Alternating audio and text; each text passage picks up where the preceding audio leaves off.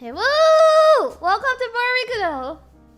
Hello! Thank you so much for having me! Wow, welcome to the revival. How does it feel to be the guest of Rikudou Revival? I feel very honored. Thank you so much for inviting me. I really appreciate it. I'm having a very awesome time so far. Oh, yeah, I've been drilling her about secrets, guys. I've been asking her about missile codes.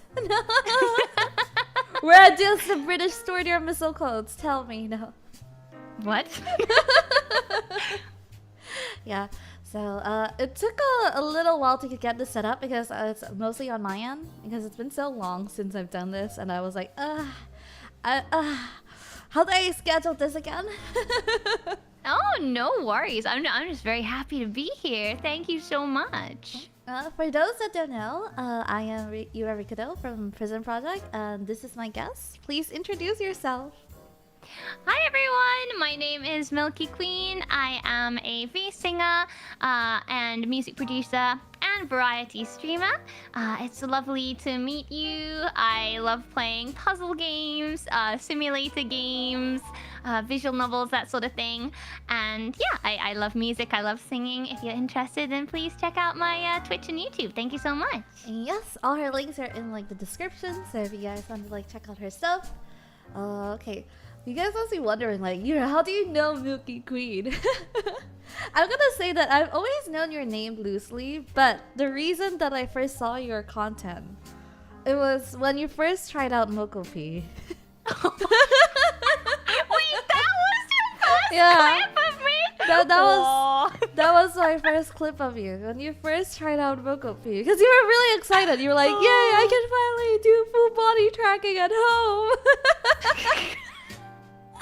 Wait, which clip was it? Was it the clip with just dance where it went crazy? Yes, where you started stuttering like crazy. Yeah, that was my first introduction to your content, to be honest. I've listened to your music and everything, but it was like, okay, I know Milky.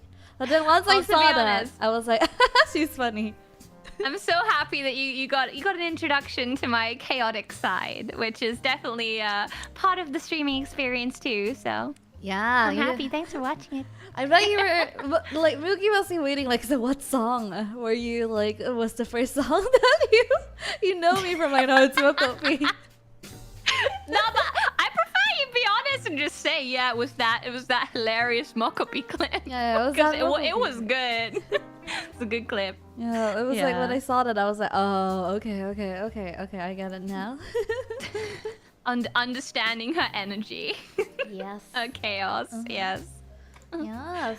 I bet you guys have seen Milky around. Have you guys seen Milky around? Milky's amazing. I feel like she does so many music production stuff, and she works really hard. Thank you so much. No, you're amazing though. I think this is a really cool idea, this Bar Rikudou thing. I was watching a few of the past episodes and stuff. It's a nice chill interview atmosphere. I like it a lot. Oh, you actually watched the past episodes? Usually people just come on and tell me, so what are we doing? And I'm like, okay. We are doing talking. We are just talking. I don't know. I think it's nice to get a vibe for the show you're on. You know, I have my own quiz and music quiz and interview show as well. Milky's Music Box. I often encourage people to watch it before I invite them on to get a kind of feel of it. So I figured I'd do the same and get a vibe for the show. You know what I mean? So yeah. It's because we've always streaming or doing things behind the scenes, it's so hard to interact or network with new people, I feel like. Yeah, I think so much. I think everyone's always working hard on their own things, and it's so hard to kind of just put aside some schedule to have a chat and get to know someone new, I think. Yeah. It's really hard. I think even when I have the time to schedule collabs, it's often okay, I'm gonna hit up all the people that I know. Yeah, exactly. So I think asking people who you're not as familiar with and having a chat and getting to know them is often a bit takes more time. It's a bit scarier, but then it can be very rewarding as well. Yeah. So yeah. Well, that's why I always like inviting people to Bar Rikudou. It's whenever I see someone that I admire, I'll be like, hey, you're going on Bar Rikudou. Oh, that's nice. I'm so happy. Yeah. Thank you. Would you like to introduce your plum juice to everyone? Tell everyone what you're drinking. Yes. I'm drinking. So yuzu is like a Japanese fruit. It's kind of like I don't know how to explain it. Somewhere between an orange and a lime or something like that. I don't really know how you would explain it, but it's yuzu juice. Yeah. It's very nice, very tasty. Oh, it's not plum juice. And Are you sure?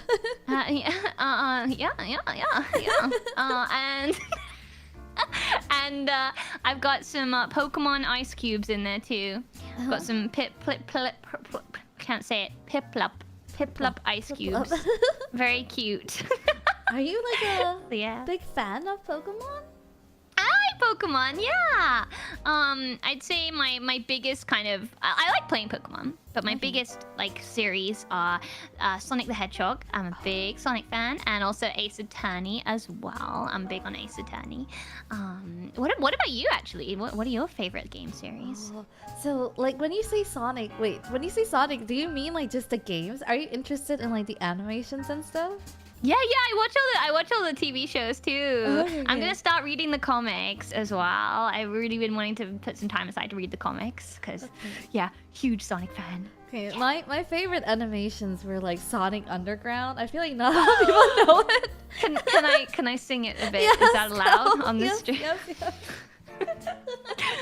Dear ones of a deadly fate. They never found Lie their mother. and wait, Sonic Underground. That one. Love it. So good. It's so good. It's so good. Oh. Yeah. But not many people know it, right? I know, I'm happy right? that you know it and you've seen it too. I know. I was like talking about it, and apparently I never knew this, but I always thought because Sonic is like a Japanese IP, right? It's a Japanese creation, Japanese mascot. Yeah. But they don't have the animations in Japanese. I just heard this like recently. No, like Sonic Underground was, I can't remember where it was made, but yeah, no, it wasn't Japan. No, so I think a lot of people don't know about it. Yeah. Something I wasn't aware of was this, I think a lot of my chat would tell me about, the Sonic the Hedgehog OVA, I still haven't seen. I didn't even know that existed. So I've still got a lot to catch up on for sure, but yeah. Be right back. I accidentally spilled my drink a little. I'm gonna go Oh, get no! some tissues. Be right back. So sorry. No problem, please take your time. Oh no, we've already had a spillage in the bar. Yes, It's okay. Please entertain them while I clean. I'm gonna pretend that I did it. I did it. I was the one who poured Yura's drink all over the table. I'm so sorry, guys. It was just a slip of my hand. I'm so sorry. I thoroughly apologize. Anyways, chat, how are we doing today? Hope we're doing fantastically. I'm currently playing the Great Ace Attorney Chronicles. Yes, I finally got around to finally playing it. It's been too long that I have not. I've always thought I wanted to start it, and I've actually started to take some time to check it out. So, Sonic X and Sonic OVA are the only Sonic series animated in Japan. Everything else was American or Canadian. Oh, interesting. Okay. Interesting. So yeah, no, and I'm loving Sonic Prime. Are any of you watching Sonic Prime? I'm caught up with both the seasons, so very, very good. Yeah. Pretty good. I'm fine. Good to hear. As I say, I'm very happy to be on Bar Rikudou today. Doing great, Queen. Vibin'. Heck yeah. We vibin'. Yeah. And what was it? I was Sonic crime? Wait, what? No, Sonic is not committing crimes. No, Sonic Prime. It's kind of like Sonic in the multiverse. Yeah, it's kind of like Sonic in the multiverse, basically. Like Sonic visits various different multiverses. Hello, you back? Thank you for holding down the fort. Oh, no problem. I do have a thought when I was younger, when I was watching Sonic. I forgot which Sonic this was. This was the one where Robotic was capturing the Sonic and friends to make them robots.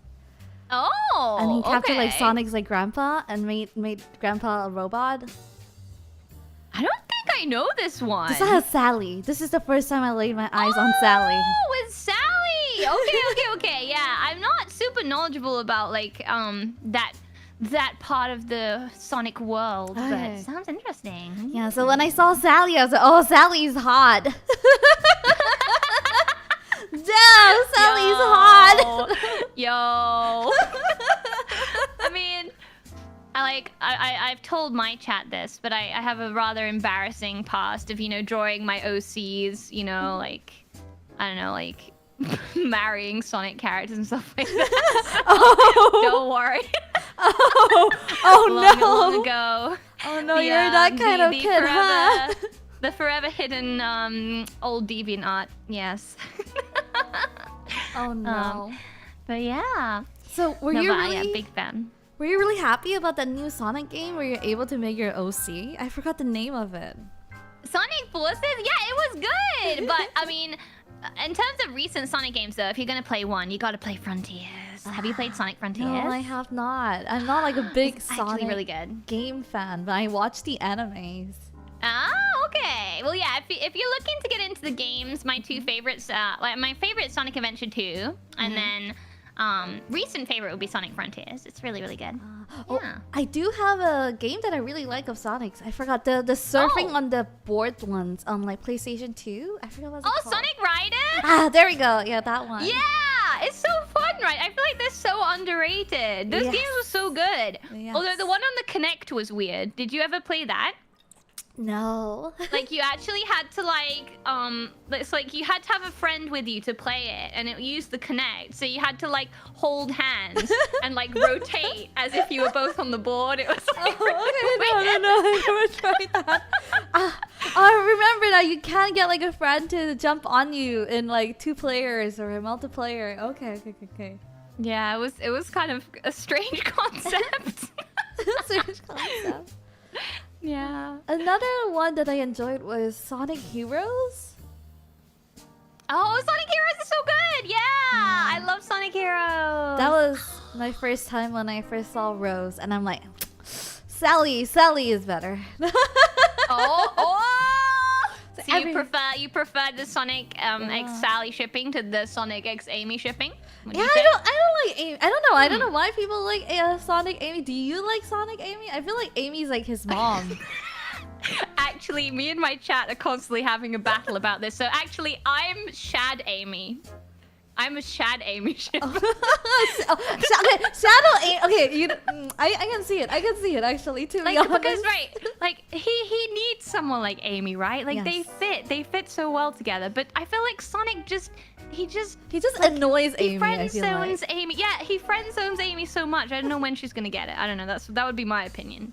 I But- think so too. I think like Shadow will appreciate Amy a lot more than how Sonic Yes. appreciates Amy. Yes, I think so too. Yeah, I think we're already gonna be good friends. Talking about Sonic Yes. ships. Yes. I don't think Sonic needs any romantic ships, to be honest. I think he's too like I childish. think so too. I think he's so like, he's very much about his adventures, living life to the full, I just don't think it's something that particularly crosses his mind, you know? Exactly. Yeah, Like that's what any- I think I too. feel like any girl that ends up with Sonic is just not lucky. No. What? She's not a lucky girl. Like usually say, she's a lucky girl to be with Sonic. I'm like, nah. I just don't think that's really his vibe. I don't know. Yeah. But, each their own. But yeah, no, big Sonic fan. I've been I went to some of the I saw Crush 40 live once. Oh. One of the band that does the songs. That was pretty fun. Yeah, Sonic songs go really hard. I They realize do that all go of them super are so hard. good. Yes. They're honestly so great. Like I think a lot of people when I do Sonic karaoke, they're like, "Whoa, these are Sonic songs," and I'm like, "Yeah, you better check them out." Yeah. They're like because they're good. they're like early 20s like rock. I don't know how to explain them. How would you explain them?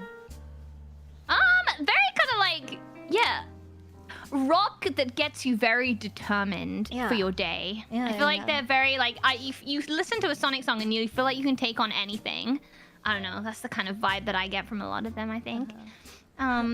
But no, like what do you have a video game series that you feel the same way, that it's the same level of like, oh my gosh, I love this? I think like for me, I really like RPGs, like JRPGs in particular. So it's Final Fantasy and Persona. Ah, naruhodo. Yeah. Both pretty good. I don't play it on stream, but I do play Final Fantasy 14 occasionally. Yeah. I used to play it a lot until I turned into a Dulan and I wasn't able to commit anymore. Yeah, it's difficult, right? Like keeping up with everything, but yeah, it's fun to. You feel like you're kind of transported to a total other world, and there's so many different places you can go. So I like it a lot. Yeah, it's fun. Oh, I want to stop, but I can't. What do you think about the Sonic live action? It's so good. Wait, did you like it? I Have you watched seen both. both of them? Yeah, I watched both. I liked it. I enjoyed it. They're really good. It's like a very different setting, right? Like, you know, it takes a bit of getting used to the whole thing of like, yeah, this is Sonic's human family. It's like, what? Like, it's a bit kind of a strange thing to get used to, but I like the live action films in their own universe, you know? I don't think it's the Sonic from the other universes necessarily, but I like the way that they've portrayed it kind of in that universe, if that makes sense. And I actually preferred the second one. I think just because of, you know, Knuckles and Tails. I don't know, it was really fun to see them part of it as well, so. Yeah, I like the second one. I love both, but I think I prefer the second. Yeah. Like, do you see like what people like when the first trailer dropped, when they first reviewed Knuckles? Did you see what happened to like social media? Everyone was saying how sexy Knuckles is because of his voice. Everyone's like, oh damn, got a Knuckles pretty sexy. great voice, honestly. Really suits Knuckles though. Yeah, I think they made very good casting choices. And I think honestly the best one though is Robotnik. So good. Like the dance scene was so good. I love that. It was so nice. Yeah. Oh, it was so good. But I was really scared, right? I didn't actually watch it for a while after it came out because I was so put off by like all of the beginning bit where before they'd fixed Sonic's model and stuff, and everyone was really worried that it wasn't going to be good, right? And then it actually turned out to be really good. So when I finally did watch it, I was like, oh, that was actually good. That's a relief. I'm so happy, kind of thing. But I was worried how they were going to portray Sonic. I don't know. I was scared to watch it almost at first. Yeah. Like seeing the first like variation of the model and the later one is just so different. I'm glad that they actually changed it. Yeah, but I mean it's one of those great examples, right, where they actually listened to the fans and changed it for the better. So I'm really glad that they did. Yeah. Absolutely. Have you heard of the conspiracy? The Sonic movie conspiracy that they said that in order to generate like PR and hype, the first model was just like they just made it like lazily just to like make people talk, and then the second model is the actual model. Like the first model was sloppy, and then they were like compared to the second one, so it looked like a PR stunt. Oh, what, you think it was a deliberate PR stunt? I don't know. That's the conspiracy. I don't know, but it was like. It made so many people so worried about the film. I don't think they would do that deliberately. I don't know. I don't think so. I don't believe that personally. But just because they're like, there's no way they would listen to the public and change. They must have thought about it. I don't know. I think in general, like, I think the Sonic, like, I don't know, fandom in general are quite good at kind of like voicing what they think and stuff like that. So. Yeah, maybe they did just listen to it.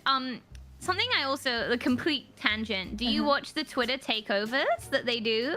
No. With all the Sonic cast? Oh, they're so funny. You must check those out. They're so good. They get all of the cast of the different characters to like answer questions, and you find out ridiculous stuff like Amy and Shadow are both Swifties and stuff like that. It's just really funny. You should check it out. Okay. That's why you ship them even harder, huh? Yeah, obviously. Also, speaking about Milky, right? Milky actually, I see Duolingo Japan in stream, so Milky actually speaks like Japanese and English. Yeah, I do. I would say it's difficult, right? Because I think you can't say you're fluent unless you know everything. But I can basically converse in any situation, I suppose. But my reading is still much to be desired, is how I would put it. Yeah. Can I ask, like, did you have to self-learn, or do you like learn from like a class or things like that? Mainly self-learned. So I did some like night classes and stuff before I moved to Japan. But once you move to Japan, I think you just like, because you have to absorb yourself in it, you know? It's like, well, I need to go get my bank account. Guess I have no choice but to learn all the vocabulary to be able to open my bank account, you know? So I feel like it just becomes a necessity that you need it. So I think I just picked stuff up as I went along, I suppose. Yeah. Do you think there is a number? Like, how many years did it took for you to like be able to open your bank account? I mean, you mean you have to have one, because otherwise, like, you can't really do anything. But I would say, like, I don't know, like how many years it took me to learn Japanese is a very difficult thing, because I think you're always learning on and off, right? You know?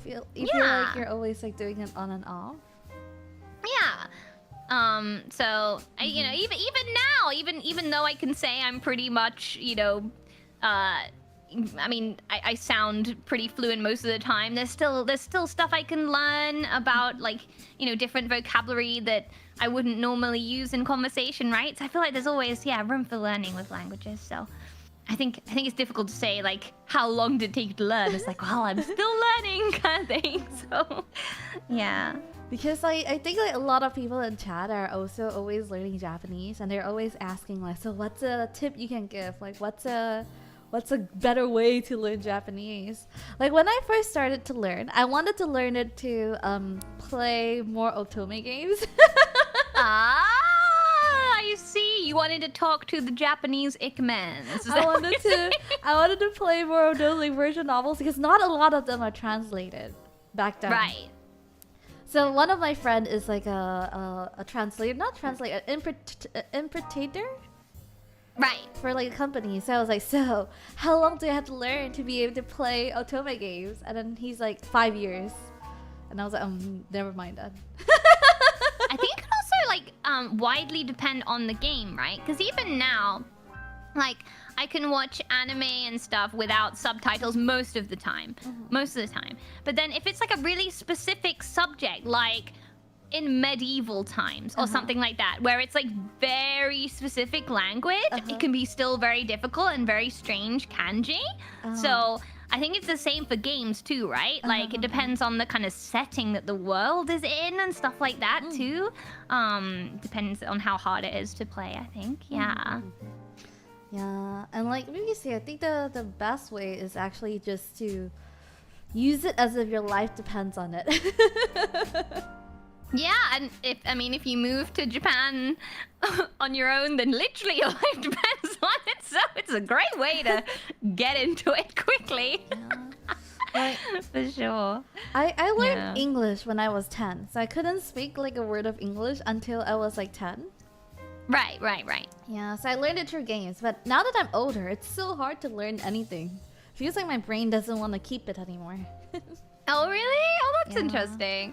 So I guess it's like learning in different ways, right? I feel like you could pick up stuff more naturally when you're like a very small child. You just kind of pick up stuff that's all around you more easily. But I suppose when you're, you know, when you get older, you have to just put in the time. But yeah, like the different. When I became a Dulahan, you need to start editing things, right? So when I started learning that, I was like, why is it not staying in my brain? Stay! Knowledge, stay! Stop leaking!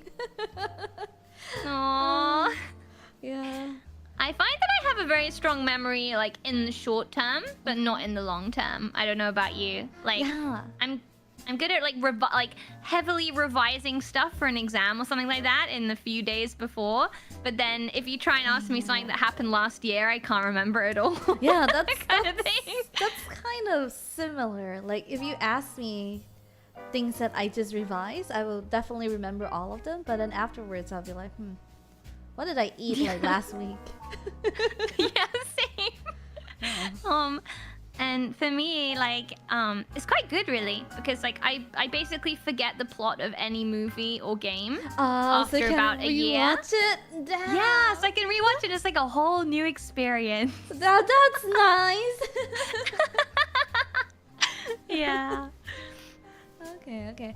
Speaking of movies, though, what are you into? Other than Sonic. Movies, Like like a my genre. favorite movies. Yeah, like a genre. Like genre of movie. Oh, okay, interesting. Well, I don't know if I have a specific genre per se, but I guess sci-fi and fantasy stuff. So like if I list up my favorite movies, my favorite Japanese movie is a movie called Fish Story. I don't know if you've ever heard of it. No, I'm not. Okay, let me Google this. Fish Story. It's pretty awesome. Is it about fishes? Please tell me no. No, not really. Okay, I knew it. Japanese always It's, pick like weird titles. It doesn't mean anything. Yeah, the song is like about a song called Fish Story, which is like a punk song that saves the world. But it's one of those stories where like everything interconnects. So you end up on like lots of different branches of different stories that all connect together in this like really great way at the end. So, I also love Howl's Moving Castle. It's probably my favorite Ghibli movie. Okay. I have a hot take on Ghibli's.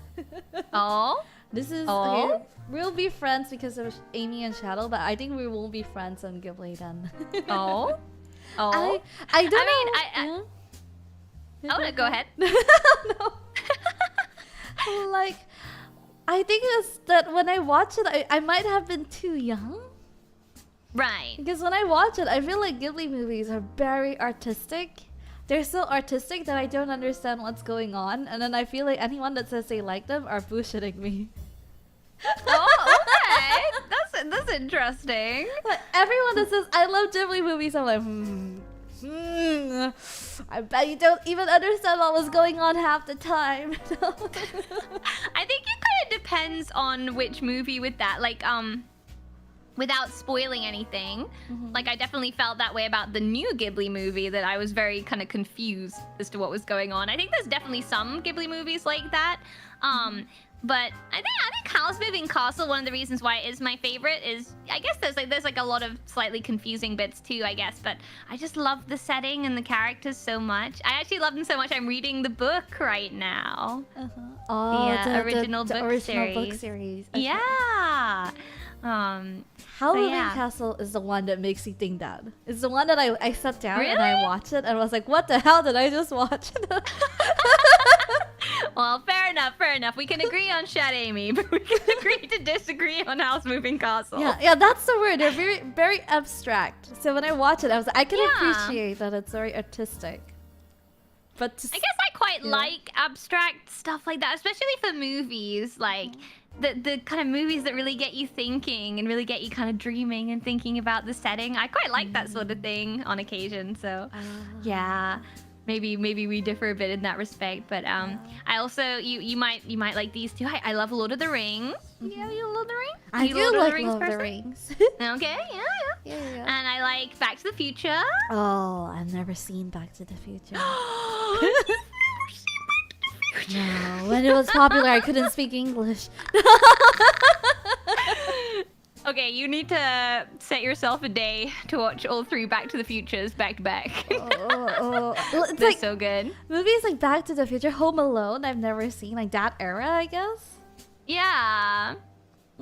I think for me, like I love 80s. I love kind of 80s like music and culture, that kind of thing. So I was quite late to the Back to the Future train as well. But when I finally did watch them, I was like, whoa, I love these movies, and I've watched them like a lot since. Yeah, they're really good. There's also another movie that I recently watched that everyone keeps telling me you have to watch it. Notebook. The Notebook? Yeah, I finally watched it. Oh, I've never seen it. It's meant to be like very sad. But everyone That's says all I know about it. They're like, it's the best. It's the most romantic movie ever. I can't say anything because you haven't watched it yet. Did you not like it? It's called the NTR book. I swear. Oh. Oh, okay. I hate it. Yeah, I have not watched that. I think with me it's like I think my 2 genres for movies are either kind of like sci-fi, fantasy stuff or like feel-good movies. I feel like they're usually one of those two. So like I'll watch a lot of kind of like rom-coms and that kind of thing, like if I want to relax, I guess. Yeah. Like, I don't tend to watch like I will watch a sad movie if I know that it's very good and if I'm in the right kind of mood for it, I guess. But I'm not huge on sad movies, I'd say. I don't know if you have seen this sad movie then. I don't want to watch it because it's sad, but it's so like hyped up. The one with Scarlett Johansson and Kylo Ren. The Marriage something? What's the title? Do you guys know? Chad? It's like a movie that got like a lot of nominations and stuff. And everyone's like, you have to watch it, but it's so sad. I haven't heard of it. I've heard of the two, of those two obviously, but I haven't heard of the movie, no. You're like, it's interesting. So sad. It's about a marriage breaking up. Okay.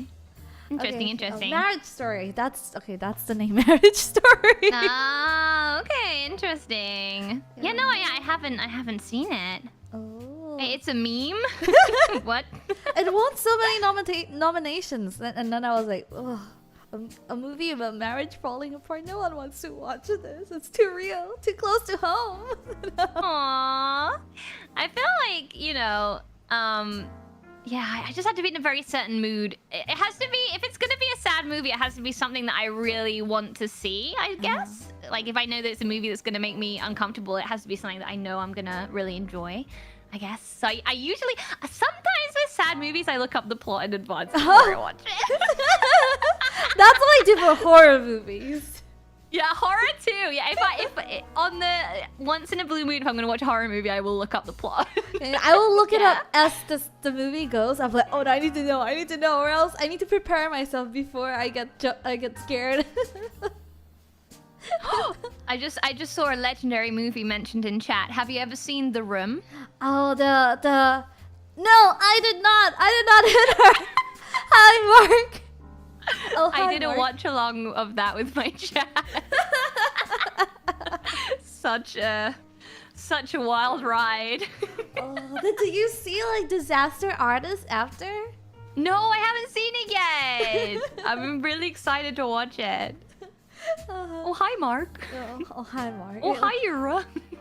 The way he says it is so like nonchalant as well. It's like, no, I did not hit her. I did not. Oh, hi, Mark.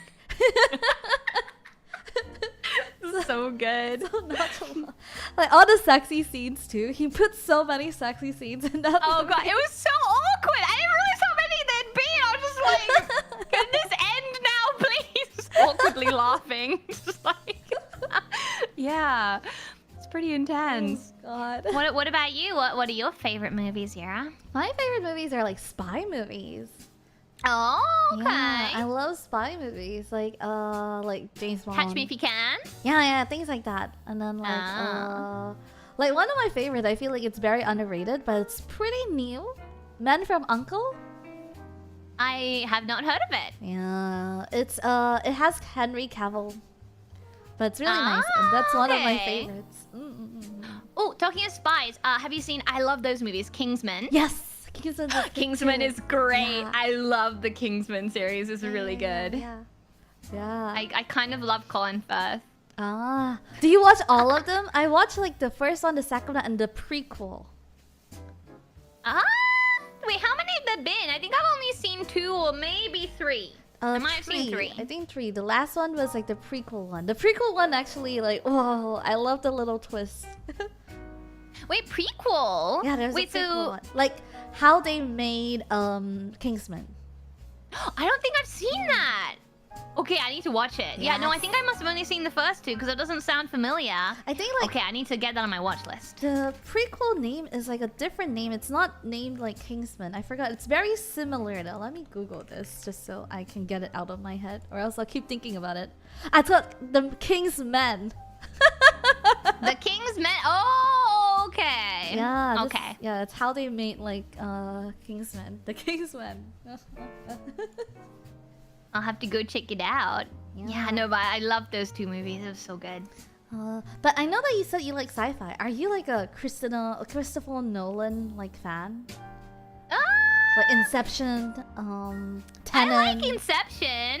I liked Inception. I haven't really seen any of the other ones, but yeah, I really liked Inception. I guess I really like movies and books or games that kind of like touch on the themes of kind of like, you know, what it means to kind of exist almost, like parallel worlds, dreaming. Like I love all those kind of themes a lot with sci-fi stuff. So yeah, I really enjoyed Inception.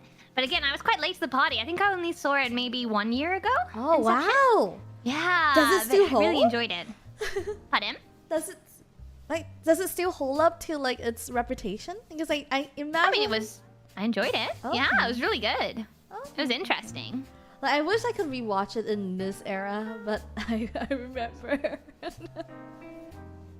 Oh, yeah, no, I knew it was the kind of movie that I'd really enjoy. So yeah, it was really good. You should rewatch it. There's another one that I feel like it's very overrated when it comes to like sci-fi fans. It's Interstellar, the one that everyone's mentioning right now. Interstellar. I've never seen Interstellar. I'm less interested. Like when I say sci-fi, like I'm less interested in like very long space movies. Yeah, I'm less interested in that kind of stuff. But maybe I will watch it at some point. Yeah. So you're more interested. But no, I haven't seen it. In like technology sci-fi kind of stuff then, like more abstract. It depends. I think it really depends. But yeah, abstract stuff is more my kind of thing. Like kind of magical, abstract kind of fantasy, or like, you know, questioning existence, dreaming, that kind of stuff is more my kind of thing. That's why you mentioned like Lord of the Rings. Yeah. But you know, maybe I should try Interstellar at some point. Yeah, for sure. Oh, okay. The Matrix. Yeah, I love The Matrix. I love The Matrix. I was just talking about this with a friend yesterday. So, oh yeah, when Matrix came out, I think I was a little bit on the younger side, so I never watched Matrix. Oh, you've never seen it? But I mean, me too. I only saw it for the first time 2 years ago, maybe? I was like, I'm finally gonna watch it. I tried to watch it 2 years ago, but it was so live action-y that I couldn't stand it. I see. Yeah, I think I was less interested by like the fight scenes and more interested by like the plot, right? Yeah, the story. I wish it had been more story and less like, I don't know, people kicking each other in the face. Yeah, I do agree with you there. It was like trying to be anime, but it's not anime, so it felt really off-putting to me when I started watching it. I was like, oh no, what is this? But it was so like, I love the story of The Matrix though. Like, it's so interesting to me. Yeah, I really was like, whoa, because I'd never been spoiled for it either. Like, I'd never known the plot, so I was getting like the shock of like the kind of like, oh, that's what The Matrix is, you know, kind of thing for the first time. So yeah, it was just so cool. Simulation. Yeah, I loved it. Yeah, it was awesome. I watched the one that everyone tells me not to watch, the newest movie that came out last year. The newest Matrix movie? I haven't seen that yet. No, I haven't seen that I watched that one that people tell me not to watch. So after watching that, there was a lot of like recapping about like the old times. So I was like, okay, I pretty much know the whole Matrix now, guys. And everyone's like, no, no. Nah, you should at least watch the original movie. Yeah, you should at least watch the original one. Yeah, definitely that. But first, you should watch Back to the Future 1 to 3. Oh, okay, fine, I'll watch that. Like when you say Back to the Future, I don't know why I mix these two into the same era, but I don't think they are. Like Jumanji. Oh, I don't. Have I seen Jumanji? You've never seen? Like, I think I did see it recently. The OG one, the one where they play like the board game, not the Dwayne Johnson one. Yeah. No, I also watched that maybe like a year ago for the first time. I've basically been on a movie exploration time these past few years, I would say. Because there was like a lot of movies, like in my childhood, like my mom, Miriam Mama, like really hated anything sci-fi. Oh no, she's like, these are not real. Don't believe these. No, not even that. Just more like I think she gets freaked out by stuff easily. So we'd be watching a lot of just like sweet rom-coms like all the time. So it was only if my dad was free, then we'd all watch some sci-fi. But my mom's so if it was like me, my sister, and my dad, then we'd all watch like Doctor Who or something. I think I didn't really get a chance to watch a lot of sci-fi. So yeah, I've been really trying to like watch all the movies I wanted to watch these past few years. Yeah. Oh. Yeah, I used to not be into movies until one day. Like I didn't like watching movies because I feel like they're so long. Until I got traumatized by like new friends. So when I was sitting down and then they were all talking about movies, so I was like, I don't know anything about movies, and they're like, maybe you should watch some so you can talk to us. I was like, ah, critical damage. I was like, I need to watch. Aww. They're like, We have plenty of other things to talk about. You shouldn't feel pressure to do anything you don't want to do. You should live your life how you want to live it. That's what I say. Yeah. You don't want to watch movies? Don't watch movies. And because of that, I became like a movie buff now. I just watch everything now. Aww. Well, I hope you've learned to enjoy them. I mean, I have a similar experience with reading.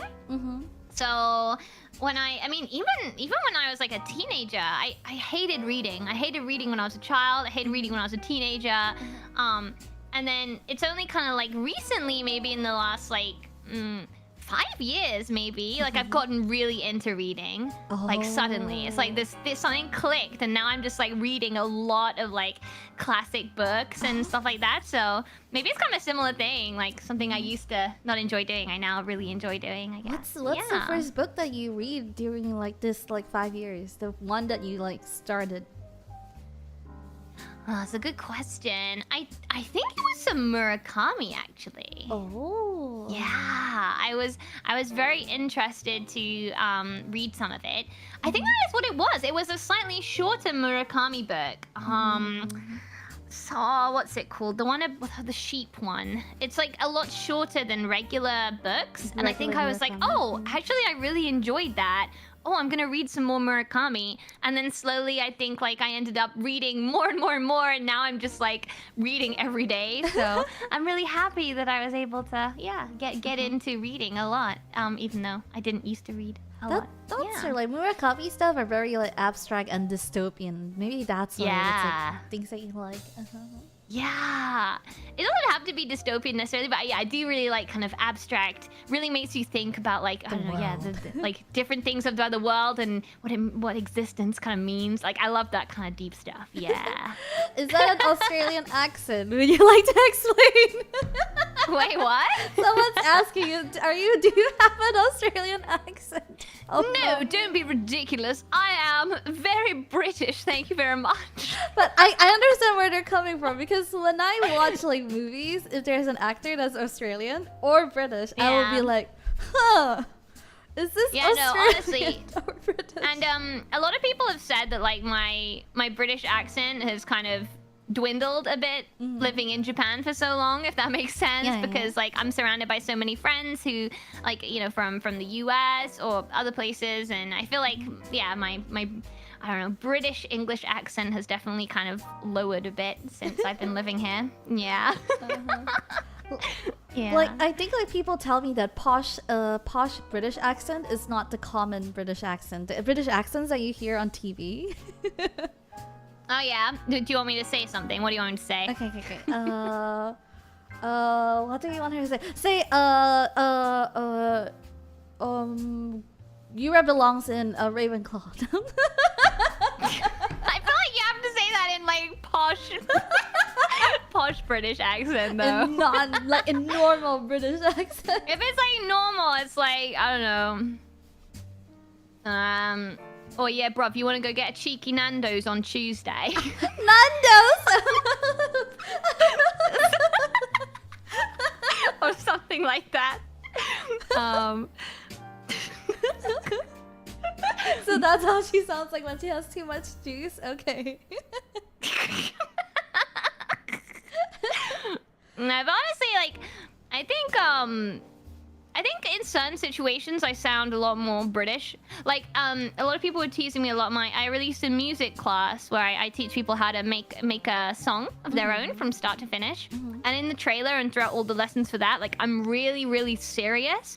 So because I'm super serious, I'm like, hi everyone and welcome to the lesson. Today we're going to be learning. It's like, without really intending it, I'm sound really British in that lesson. So, yeah.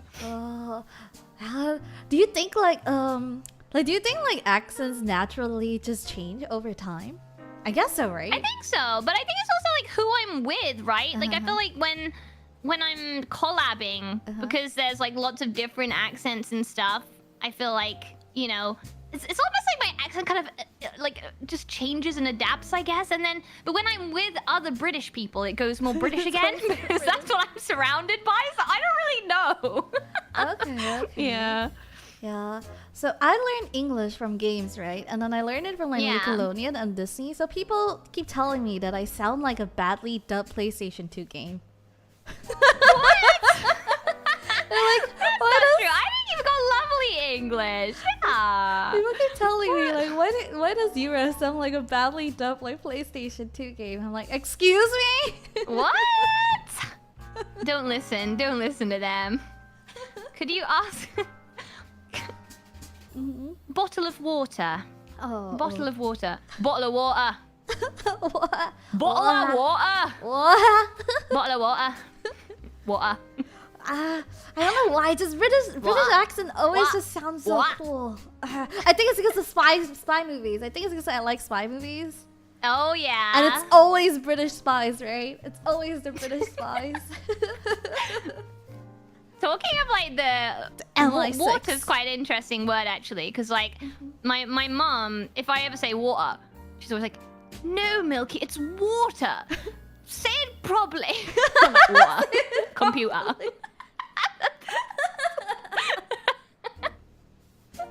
Yeah. Damn. So do you find like British stereotype funny then? Yeah, I'm pretty chill. I don't really care if people make fun of my accent, to be honest. I'm a pretty chill person. Yeah, no, I'm really not too bothered. But water. How long have you stayed in like Japan right now? And like this year? Great question. Wait. Are you counting? Doing Oh my maths. god. This is like 20? I think it's been literally just, and I mean just over 7 years. Oh. I think. Congratulations. I think last month it was 7 years. Yeah. Do you ever Yeah, time flies. Do you ever miss the Queensland? I do. It's you know, I think everyone who lives away from home probably feels this to a certain extent. It's like, you know, there's good things and bad things about every country. You know, I'm not living in Japan because I think it's some kind of magical world with, you know, unicorns. nothing that I, you know, like, you know, magic and unicorns and nothing bad, because that's not true either. But no, I do very much like enjoy living in Japan. I think my way of thinking of it is like, while there's, you know, great opportunities here for me, I want to stay here and take advantage of those opportunities, you know, like you know, big 3D live productions like the one on my last birthday. I wouldn't be able to do that from the UK for sure, you know. And there's just a lot of like, you know, recording. There's so many things that, like, you know, being in Japan, so many different opportunities open up. So I think, yeah, I think I want to be here while there's opportunities here. And I still go back like at least once a year. I try and go twice a year, but recently with you know, expensive flights and stuff, it's been more like once a year. But yeah, it's when I do go back, I try to go back for like a long while, so I get to, you know, see all my friends and family and stuff like that. Yeah. Like how long is the flight, by the way, from like Japan to Queensland? It's a slightly difficult question. So usually like 11, but at the moment about 14. Yes. My soul is dying. Yes, about 14 hours. Oh, but God. it's not too bad, honestly. Yeah, it's not too bad.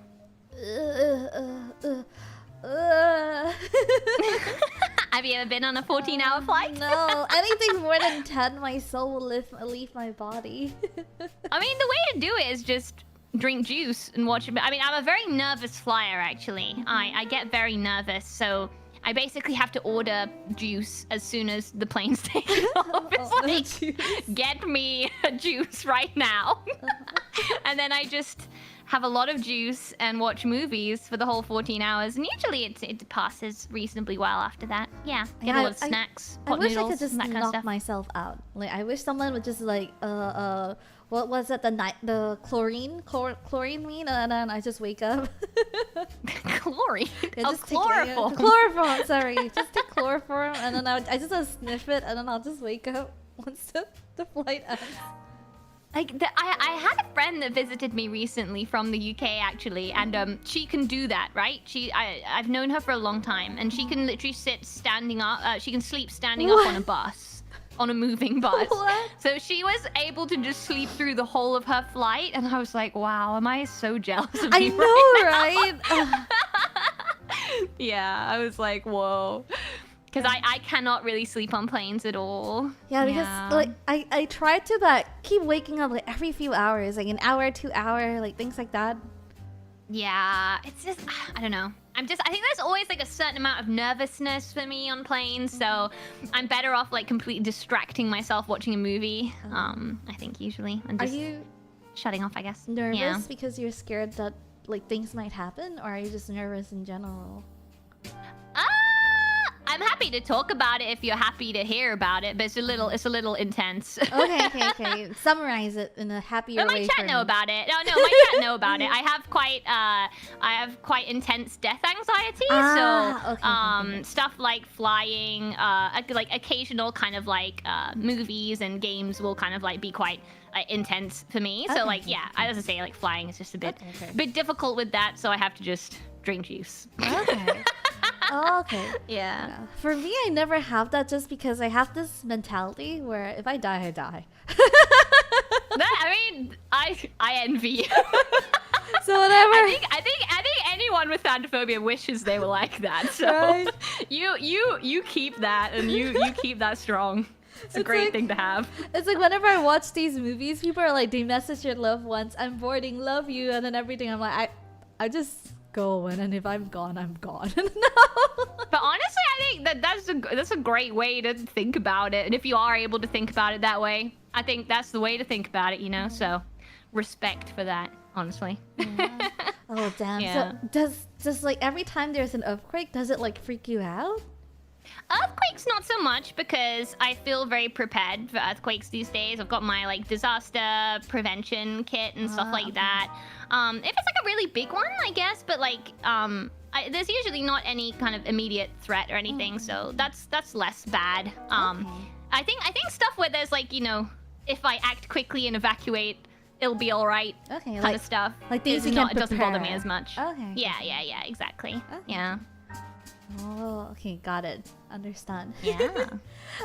Before the stream started, I wanted to ask her if her favorite color is yellow, by the way. So I wanted to know the answer Yes. now. I realized that a lot of VTubers actually don't like their own image color, but they pick it because they think it suits them, or they think it Yeah. suits like their lore or things like that. So, Yeah. do you Wow. like yellow? I do, but it's an interesting story because in my case, right, like I'm Milky Queen because of a rice in Japan called Milky Queen, right? And my image color and everything, all of that was all, and my outfit was all chosen for me, right? So it's not something that I chose originally myself, if that makes sense. Like what I was gonna wear and image color and stuff was chosen by the company at the time. And I think at first I was like, oh yeah, yellow's cool, but like meh, whatever. At the time, but then as time went on, because my image color was yellow, I kept buying yellow stuff. So some key examples is like my Switch Lite, I bought the yellow one. Just like anything, like my phone case, I got the yellow one for my phone and stuff. And then eventually, yellow became one of my favorite colors because I kept buying yellow stuff. And I was like, I actually really like yellow. It's very like sunny and bright and kind of like, I don't know, makes you think about the bright future. I don't know. I like yellow a lot, but in my heart of hearts, my favorite color is still sky blue. I do love sky blue. Yeah. Okay. I don't like blue. Wait. Every single time, I'm like, I rejected blue the moment I was born. It's been 2 years. I'm just gonna ask the obvious question. Your hair is blue. Yeah, I am like it, guys. I swear. Every time I see people using blue hearts, I'm like, purple, guys, purple. Change it. Big fan. That's how see, unfortunately, that is where I will have to disagree with you. Purple is my least favorite What? color. Lilac, I like lilac. I just don't like dark purple. I really don't like dark purple. Like for a while, like my favorite purple was like the Cadbury chocolate purple. You know, Oh, the I think Cadbury that's like my chocolate. least favorite purple. That's like one of my favorite purples. I can deal with lilac. Lilac I like. Lilac I picked for this outfit, as you can see. I like lilac, but not like dark purple. Yeah. There is one Do you purple have any, that I don't like. Yeah? The Barney purple I don't really like. Oh yeah, okay. We can agree on that. That's worse than Cadbury purple. Yeah, Barney purple is just like, it's like Barney purple or like Vimto purple. I don't know if you know Vimto. No. It's that kind of purple, isn't it? It's like It's like trying to. it's like pinky Yeah, purple, the pinky but purple. it's dark purple, and it's like what Yeah. what does it know what it is? I don't know. Yeah, same. I agree with that. Yeah. Like that purple, it's like it's not really purple, but you can't really call it pink. But it's... Any criticism of Cadbury's is fake British. No, I love Cadbury. Don't get me wrong. I love Cadbury. I'm not that big of a fan of the color of the chocolate bars. I love the Cadbury color. Okay. Cadbury. It's always nice to get a care package from the UK full of Cadbury. So Cadbury or good. Hershey's? Oh, Cadbury, 100%. Oh, Hershey's. Oh. I think so too. I think like people don't understand how good Cadbury's are. But is that but my favorite chocolate ever is Gillian. Do you know Gillian? No, The shell Oh, the Belgian seashells. Oh chocolate. yeah, The yeah. seashells. Yeah, okay. They're so good. Why are they so good? It's I don't pronounced understand. It's pronounced as Gillian. I always said Guyland. Oh no, it might be Gillian. I have no idea. I have no idea how you say it. I have no idea how you say it too. I just like know I love Guyland. them. Yeah, they're good. I also like let me think. What? I mean, I like dark chocolate too, honestly. Like I like good dark chocolate. I used to eat a lot of those seashell chocolates, and then I overdosed. Not overdose. I just ate so much that the moment I smell it, I start vomiting. I see. Yeah, I can imagine that would be the case. I think sometimes like one bad food experience or something can put you off for a long time, right? Yeah. I had that with sushi for many years. Like I had one bad sushi meal, and I literally didn't eat sushi for like maybe like 2 or 3 years after that. Yeah, it was a weird time because now I eat so much sushi, and it's like what? I don't like sushi only because of the texture, not the taste. Ah, okay. But I like cooked sushi, so like their tamagoyaki, or like their ebi mentaiko, or things like that. They're like cooked, and then I'll eat it happily. Aww. Yeah, there's certain sushi that I don't like as well, to be fair. Like, squid sushi. It's so like the weird. It's so like, chewiness? rubbery. I can't yeah. bear it when it's chewy. Yeah, like who wants to eat that? Yeah, that's why I don't like takoyaki. I don't like takoyaki. High Basic. Don't like takoyaki. Yeah. I feel like everyone in the world likes takoyaki. Yeah, other than that's me, how so I feel I'm happy. too. Yeah. I don't. Also, I don't know, like, yeah, I don't really like octopus in general. And then there's something like the fact that it's fishy, but it's like in a kind of sweet batter, and then it's got the fish flakes as well. Just nah, bro. I don't like the gooiness of it. Yeah. It's like the outside Absolutely. it's like only one layer of it is like cakey, and all of a sudden everything's like gooey, and I'm like, why? Yeah, but I bet like all of chat is gonna be like, we're so offended because like everyone loves takoyaki. It's like whenever I say I don't like takoyaki, people look at me weird. Like, Milky, what did you just say? Yeah, that's how I feel too. Yeah. People are like, takoyaki's so good. I'm like, you guys are weird. Yeah, I don't like it. Like, I'd rather, if I'm gonna have like street food like that, I'd rather have like, I don't know, gyoza or something. I like gyoza. Yes, gyoza sounds good. Yeah. I like gyozas. I like taiyakis. I like. taiyaki. Yeah, I like a freshly made anko taiyaki cannot be beat. Like from one of those like stalls that looks really dodgy, like run by some old Japanese man. You're like, is this sus? I don't know. And then you have it, and you're like, so good. That's the best taiyaki in my opinion. I was talking about this with a friend recently. Is that when I was in Osaka in like 2016, I think 2016, I still saw this like yakiimo carts, those like cars. Yakimo. Yeah. I still see that, and then but apparently now it's like a legendary Pokemon. You don't see that anymore. Is that true? Yakimo. Yakimo. I don't know. Like my local station has it quite a lot. Really? And often I hear them going Yakimo. Like, I love those though. But I think because where I live is a bit more like it's not like super central Tokyo. You know, I think in central Tokyo they're probably very rare. Yeah, I think it's more kind of like local residential areas. There's some of them, but. I want to go find one when I go there again. I want to be like, I'm gonna go look for this Yakimo. I mean, they're really not worth it, but okay. What do you mean? Like you could just make a Yakimo at home. That's what they say. They're like, just go to the convenience store and get one. I'm like, no. I need to find the card. But you basically only go if you want to hear the Japanese man going Yakimo. Yeah. Yakimo. That's how I want to go. And another one is like the Olden cards as well. I wonder if those do exist. Oden? Yeah, I haven't seen an Oden cart for a while. I do occasionally see Yakimo. But yeah, I don't often see Oden carts. I think I've seen one maybe once. Maybe. They're extinct now. Oh no, the grandpas must have died off. No, sorry. Too Aww, dark. Sorry. Grandpas.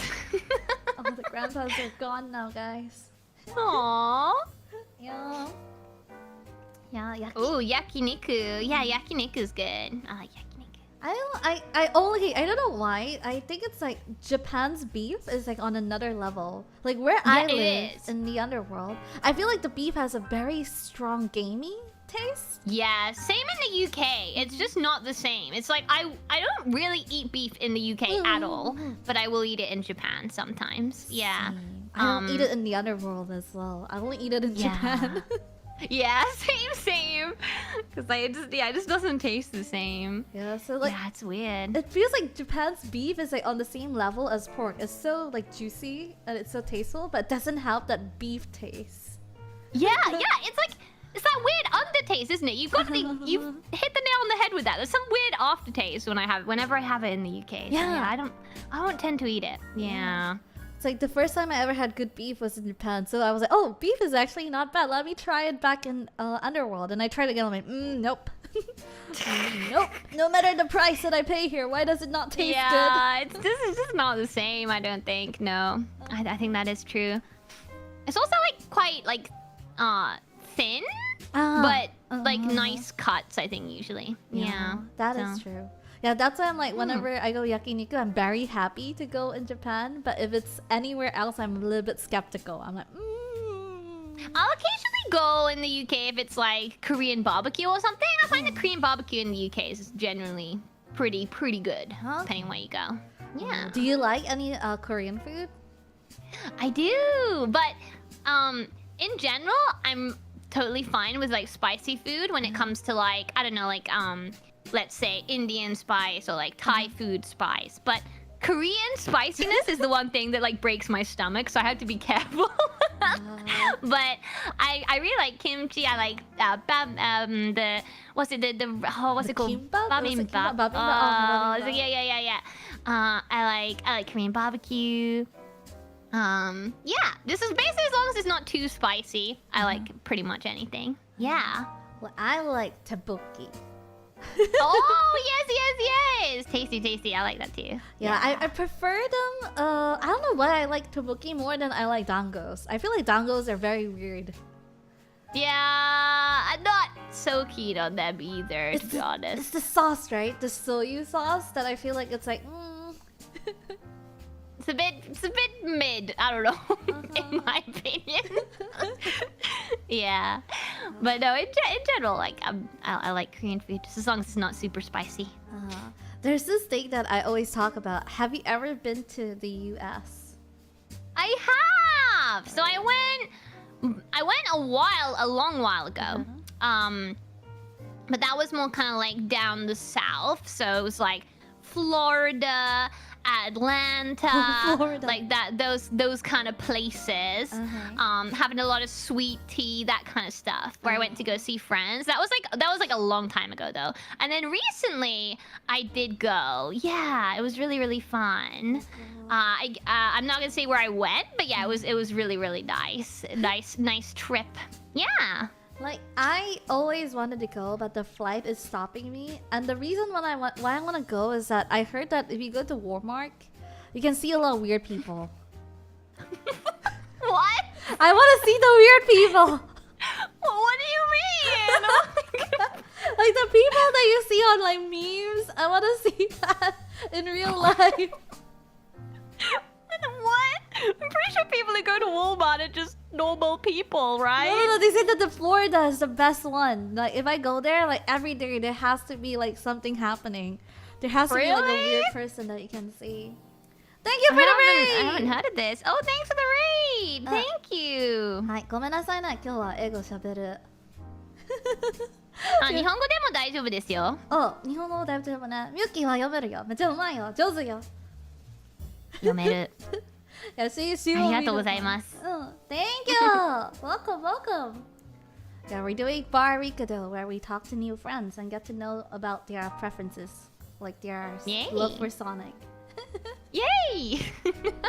Do you know about the YouTube rating system? You can rate on YouTube now, but it's so weird. I literally did my first stream on my like personal YouTube channel the other day. So I don't have really much experience with it yet. Yeah, I mainly stream on Twitch, so. Yeah, I have experience in both, and I know that on Twitch it's really easy to just like bring your fans over to someone you're interested in. But on YouTube, it has this like gatekeeping thing. Let me explain it to you, okay? Okay. So first, you have to follow each other. You have to subscribe to Okay. each other. And then next, Okay. you have to put each other into your whitelist. Okay. Like both sides has to do it. And then, before you raid, you have to like edit your redirect onto your stream data, like stream settings. Okay. And then you end stream, and then you go to the raid. What?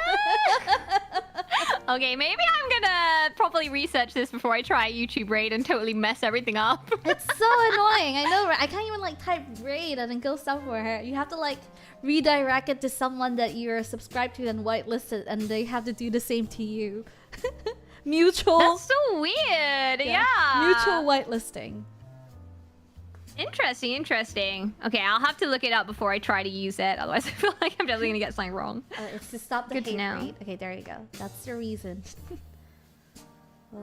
I mean that's good too, I guess. Yeah. But I do like Twitch. Like Twitch Purple is nice too. I don't like Twitch. The Twitch Purple. Well, I like it enough. I've got like a Twitch pillow and like a Twitch colored gaming chair as well. So See? I do. Embrace. I don't dislike that purple.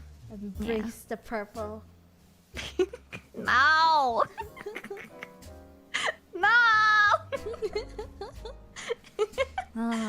Okay, now to the main event. This is why Oh. Milky is here. Okay, we're gonna talk about Oh. music. Can you imagine if we end the Music. stream without talking about music? Music.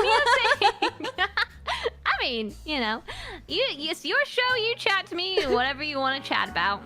You know. Milky's gonna be like, why did she not ask me about music? What? What? I want to know like your first, let's say, I don't think the first music you can remember. Let's say the first genre that captivated you. Good question. I think I've always been very musical. Like, I think even as a child, you know, I was always putting myself forward for like school plays and singing and stuff, you know? And, you know, even when I was a kid, I had like, like, I don't know, really lame like music CDs I would listen to or whatever. But I think like the first genre I was really captivated with is an interesting question. I mean, the way that I got into like Japanese culture to begin with was through music. You know, I think like same as a lot of people, I started watching anime, and I got into like I think in particular it was Buno, from the openings for Sugar Carol, something like that. Okay. And I got very into like Japanese pop through that. And yeah, I guess I just got more and more kind of down the rabbit hole. And I think it was once I was really into Japanese music, I decided, you know, I wanted to be a singer, I wanted to be a musician. And then I think my taste kind of like I don't know, turned into lots of different things. Oh, I guess one of the artists I've always been into, even since I was a kid as well, was Taylor Swift. I love Taylor Swift. Drew talks. Yeah. Okay. Yeah, I think these days, like, my key kind of genres that I like, it's difficult to put it into different genres because I like so much stuff. Like, I like everything from, like, you know, like indie pop, indie rock, to like enka, to like, you know, I really listen to stuff across a wide range of genres. But I'd say I mainly listen to kind of like, yeah, pop, synth pop, in particular synth pop, indie pop, indie rock, that kind of stuff. Yeah. I first started liking music because of game music. So, oh, like, game music, interesting. Final Fantasy has like a lot of great music. Yeah, I know a lot of people who play Final Fantasy are like super into the music, right? So that was my first like moment that I realized, oh, music's cool. I think for me too, right? Like the music from the Sonic soundtracks, I think I had a similar feeling as well. Like, oh wow, I feel so kind of motivated and hyped by listening to this music. Wow, I love it, kind of thing. So yeah. And then I think it was like anime music and like alternative rock, like My Chemical Romance. Yeah. No, I definitely also had my phase with that kind of stuff as well. Yeah, My Chemical Romance, Fall Out Boy. I'm trying to think what else I was like big Red into at that Jumpsuit time. Apparatus. Yeah, Red Jumpsuit Apparatus. I was really into Yellow Card. Do you like Yellow Card? Okay. Yeah. I was really into them at that time as well. I think I somehow along the way I discovered the in between of rock and anime music. I discovered Visual K. Oh, Visual K. Yeah. And then did you ever like Ancafe? Ancafe was okay to me. I'm a Gazette girl. Okay. Yeah, because of that. Nice. It started my whole Visual K phase. I had the hair, the makeup, the clothes. Yo, let's go. That's awesome. Yeah, it's like and then everyone keeps telling me it's a phase, Yura, it's a phase, and I'm like, no, it's not a phase. It's not a phase. It's a lifestyle.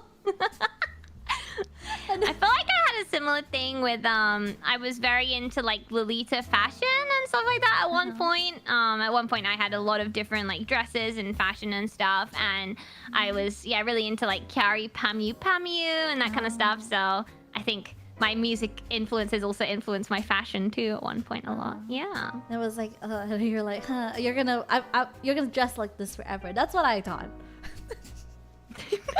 At the time, you were like, no, I'll be never gonna change. Yeah. And then I changed. I mean, I feel like I only stopped wearing that stuff because it was like uncomfortable to wear on a daily basis. Like, was literally the only reason. I still quite like it. It's just, yeah. No. What would you say your fashion style is now? Now it's just very like basic chic. Now whenever I see any Visual K, I cringe. My soul dies a little bit. It reminds me of my own past. So I'd be like, oh, I don't want to look at it. Aw, you don't get tempted to just be like, I'm gonna buy a whole Visual K new outfit. No. Round 2. No, it's so overkill for daily life. I think for me, it's kind of like my fashion these days, I guess, would be like, I don't know, like casual retro. I do a lot of like vintage shopping.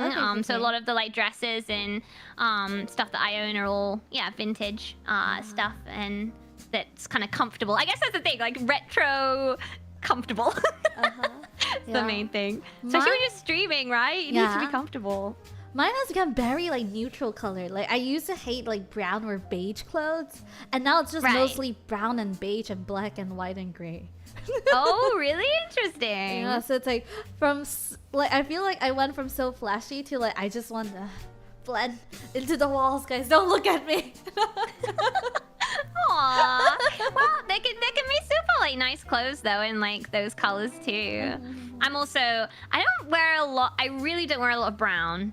And I don't wear a lot of white either, but I do wear a lot of black. Yeah. Sometimes I'll just do a full like black outfit some days. And just be like, ooh, rolling up with my, I don't know, thick black platform shoes and like low-key goth style or something. Yeah, I like some days as well, like creams, peachy whites. I don't know why. I become like the boring like basics. I feel like for me it's often like blue or black or pink or something like that. Yeah. Okay. Oh, do you have like a band that you always like you've been following them for more than 5 years or so like that? Do you have like a band or like an artist?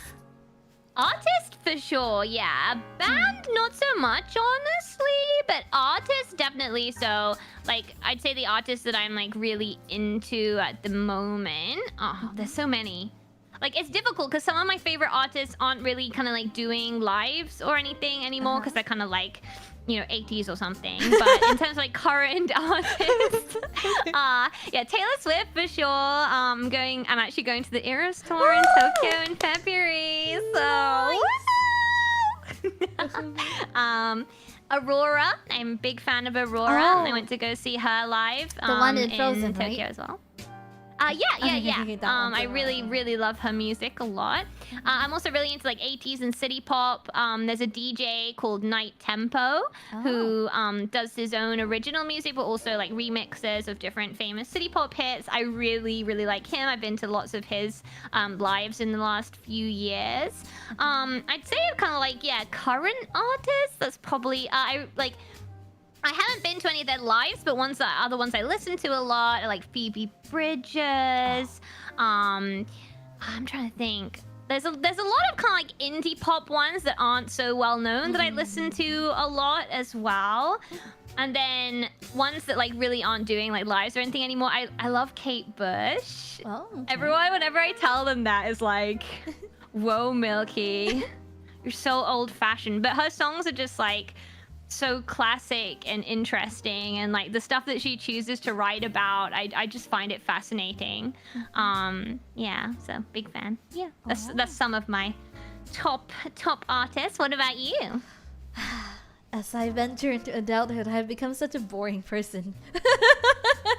I feel like it's not true. I don't really have like a artist that I really like listen to anymore. I just listen to like top 40s on the radio or things like that now.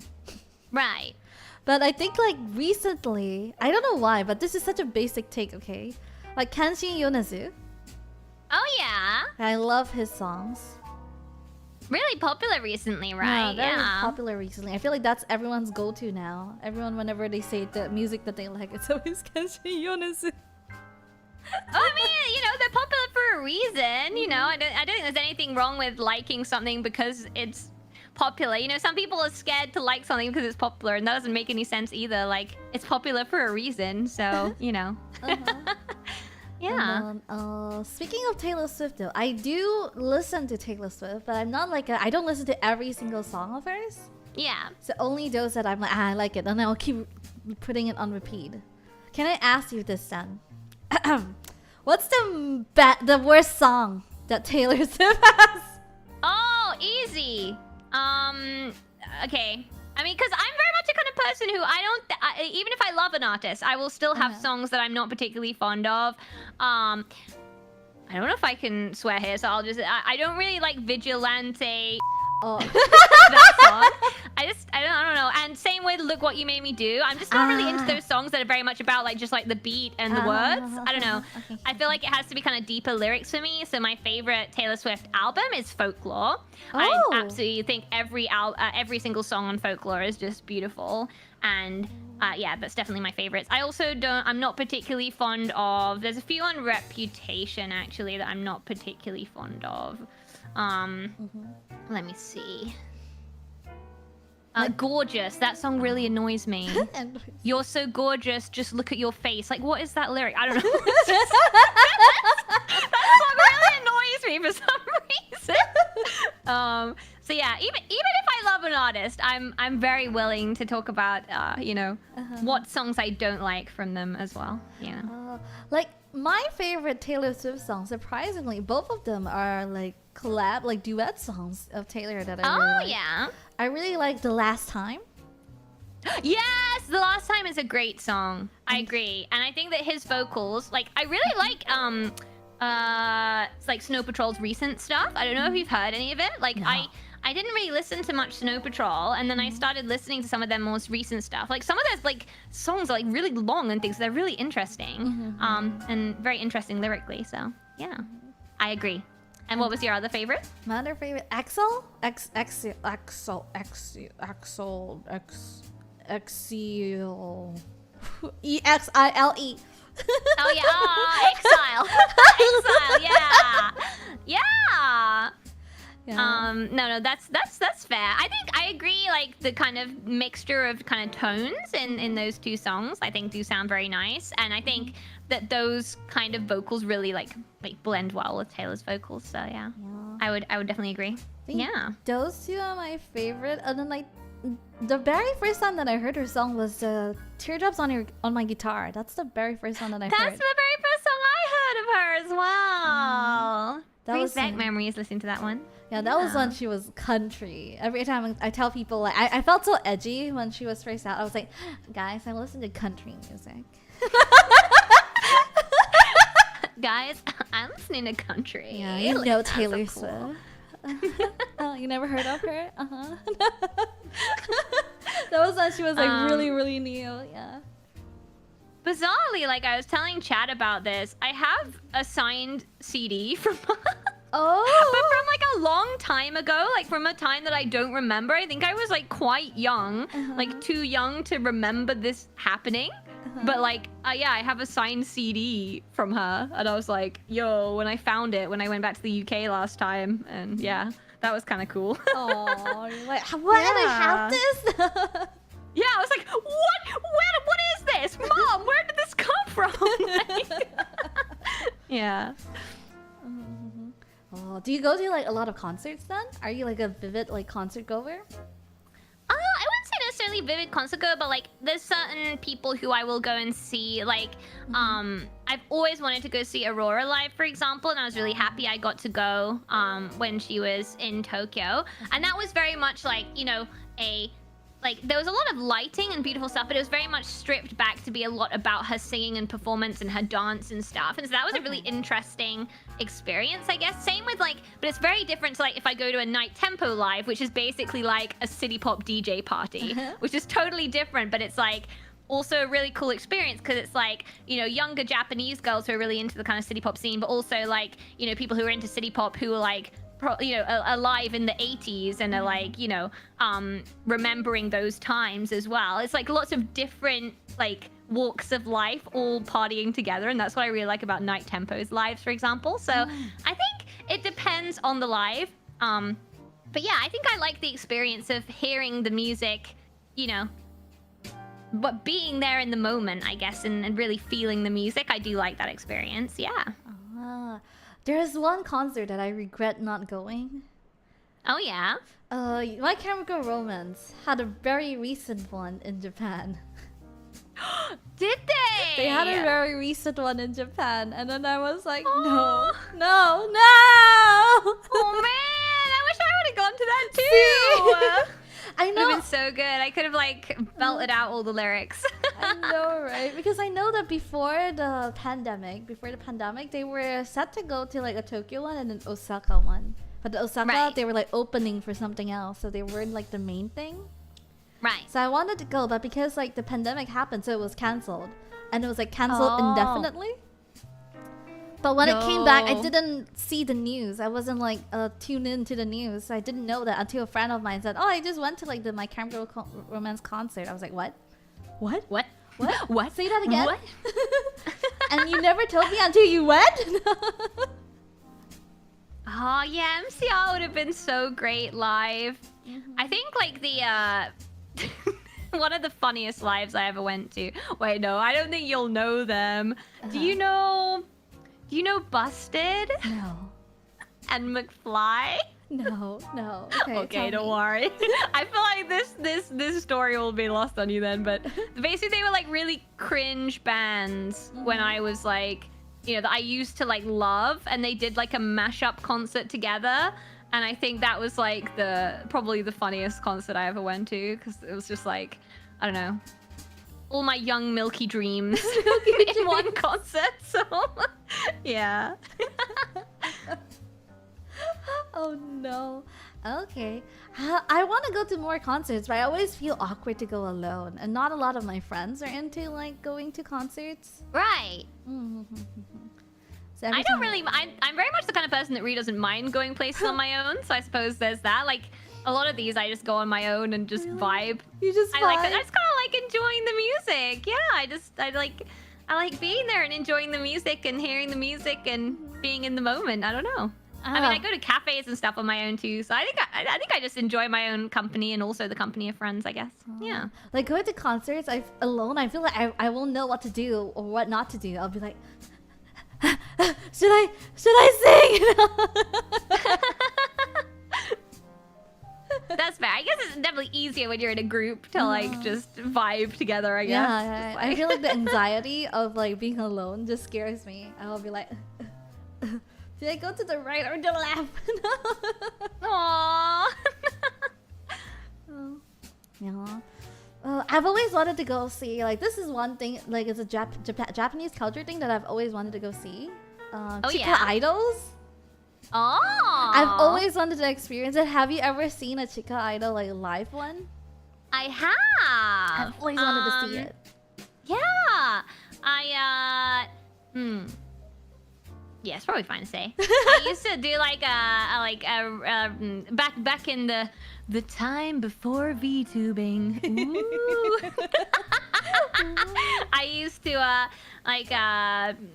help present like some radio stuff and talk to some other Chica idols and stuff like that. So I got to know like quite a lot of like Chica idol groups and like listen to a lot of their stuff as part of the research. So that was really interesting, a very interesting time to be able to like learn a lot about them. And there's so many different kind of types of Chica idol, right? So many different kind of concepts for groups and that kind of thing. Which I find very interesting. So, yeah. Well, let's explain what a Chica idol is. I forgot to start with that. So, what is a Chica idol? Like, from my understanding, it's like, they're assigned to a manager, right? There has to be like a manager, but they're not like mainstream idols, and they don't usually do this full time. So they're trying to like chase their dreams. Like idols, they're chasing their dreams. They're not quite idols yet, but they're idols. How would you? That's a reasonable explanation. Yeah. How would you explain it? I guess like just idols that are not mainstream yet, but are working towards that, I suppose. And you know, a lot of their main activities is like performing in live houses, I guess. So yeah, I'd say that's a pretty good summary. Because some people might think like, oh, are they like indie? But they're not really indie. I mean, they can be. It depends on the situation, right? I guess. Yeah. I've always wanted to see one live. It's very fun. Like, I guess it's a very different experience. It's a very one-to-one live almost. Yeah. I mean, not one-to-one quite, but like, you know, it's just you and a smaller audience. So you're able to, you know, cheer along and really see that your cheering is like kind of cheering them on, I guess. So it's a slightly kind of different experience to being, you know, one in a crowd just appreciating music. I feel like if you're at a Chica Idol concert, you're very much kind of like participating in the performance in some way as well, you know? I feel like it's like our karaoke streams, but live. Yeah, kind of that kind of thing. Yeah. Yeah, so I really want to like go see one day. That is like on my to-do list. See a Chica Idol like event or something. Oh, do it. Yeah, it's definitely like a very interesting experience. And there's lots of great like little live houses, you know, scattered across Japan that you can go and see stuff. So, yeah. Ooh. Okay, what's one thing? I feel like being 7 years in a foreign country, you have experienced everything that you wanted to do, right? Is there something on your list that you wanted to do? I mean, but there's haven't always done yet? more.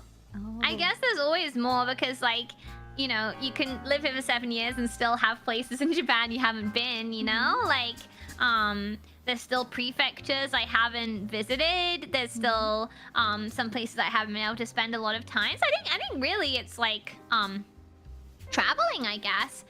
Seeing the more kind of like out of the way places, I suppose. Like some of my favorite places in Japan are not the super well-known ones. Like I'd say one of my recent favorite trips was Kumamoto, and like the shrine there and Mount Aso, and just the whole experience in Kumamoto was really nice. I want to visit more prefectures like that, you know, with lots of nature, being able to go on like lots of big walks and see lots of shrines and that kind of thing. So yeah, I guess I just want to maybe tick off every prefecture. That would be cool. That's a huge challenge, you know, every prefecture. Yeah. I hope so. Every time I go to Japan, people always ask me what's my favorite part, right? So Yeah. my favorite is Osaka. I like Dotonpuri because it's so colorful. It's got a very nice vibe. Like I feel like often, Tokyo, if you're living and working there, people keep to themselves a little more. I suppose like people aren't so kind of open. Whilst I think in Osaka, people are a bit more kind of chatty and open, and it's a bit of a different kind of culture. So I think for people who come to live in Japan from the UK, for example, a lot of the time they find Osaka to be a bit more kind of comfortable to live in sometimes, from what I've heard. Yeah. It's got a very different vibe to Tokyo.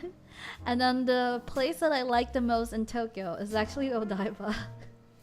A lot of my friends are big fans of Odaiba. I know. What do you like about it? The night views? The night views are pretty good. This is this very stupid reason, but I feel like it validates. So do you know Digimon? Oh, this is right. My friend who visited me from the UK, she literally went to Odaiba just really like, I want to go on a Digimon like tour and feel like I'm in Digimon. So no, I get it. I get it. Yeah. So every time I go to Odaiba, I see that Fuji TV building, and I'm like, yeah, I'm in Digimon right now. Aw, that's so cute. Odaiba in general is just like really nice too, right? Like being able to sit at a restaurant at night and see the view of the Rainbow Bridge and stuff like that. It really is very nice. But they say that place is just has nothing other than tourist traps. So I'm like, okay. Okay. Well, I am a tourist. Yeah. And I am being trapped, you know. I don't think many people live there. I think a lot of it is, tourist stuff or like businesses and things like that. But, you know, there's some nice places. I really like the beaches there in Odaiba too. And nice and relaxing. I don't know if you have heard this. They have this like small museum. This is something that I recently like saw. Like they had like this museum where it's like you know those little models, small tiny models.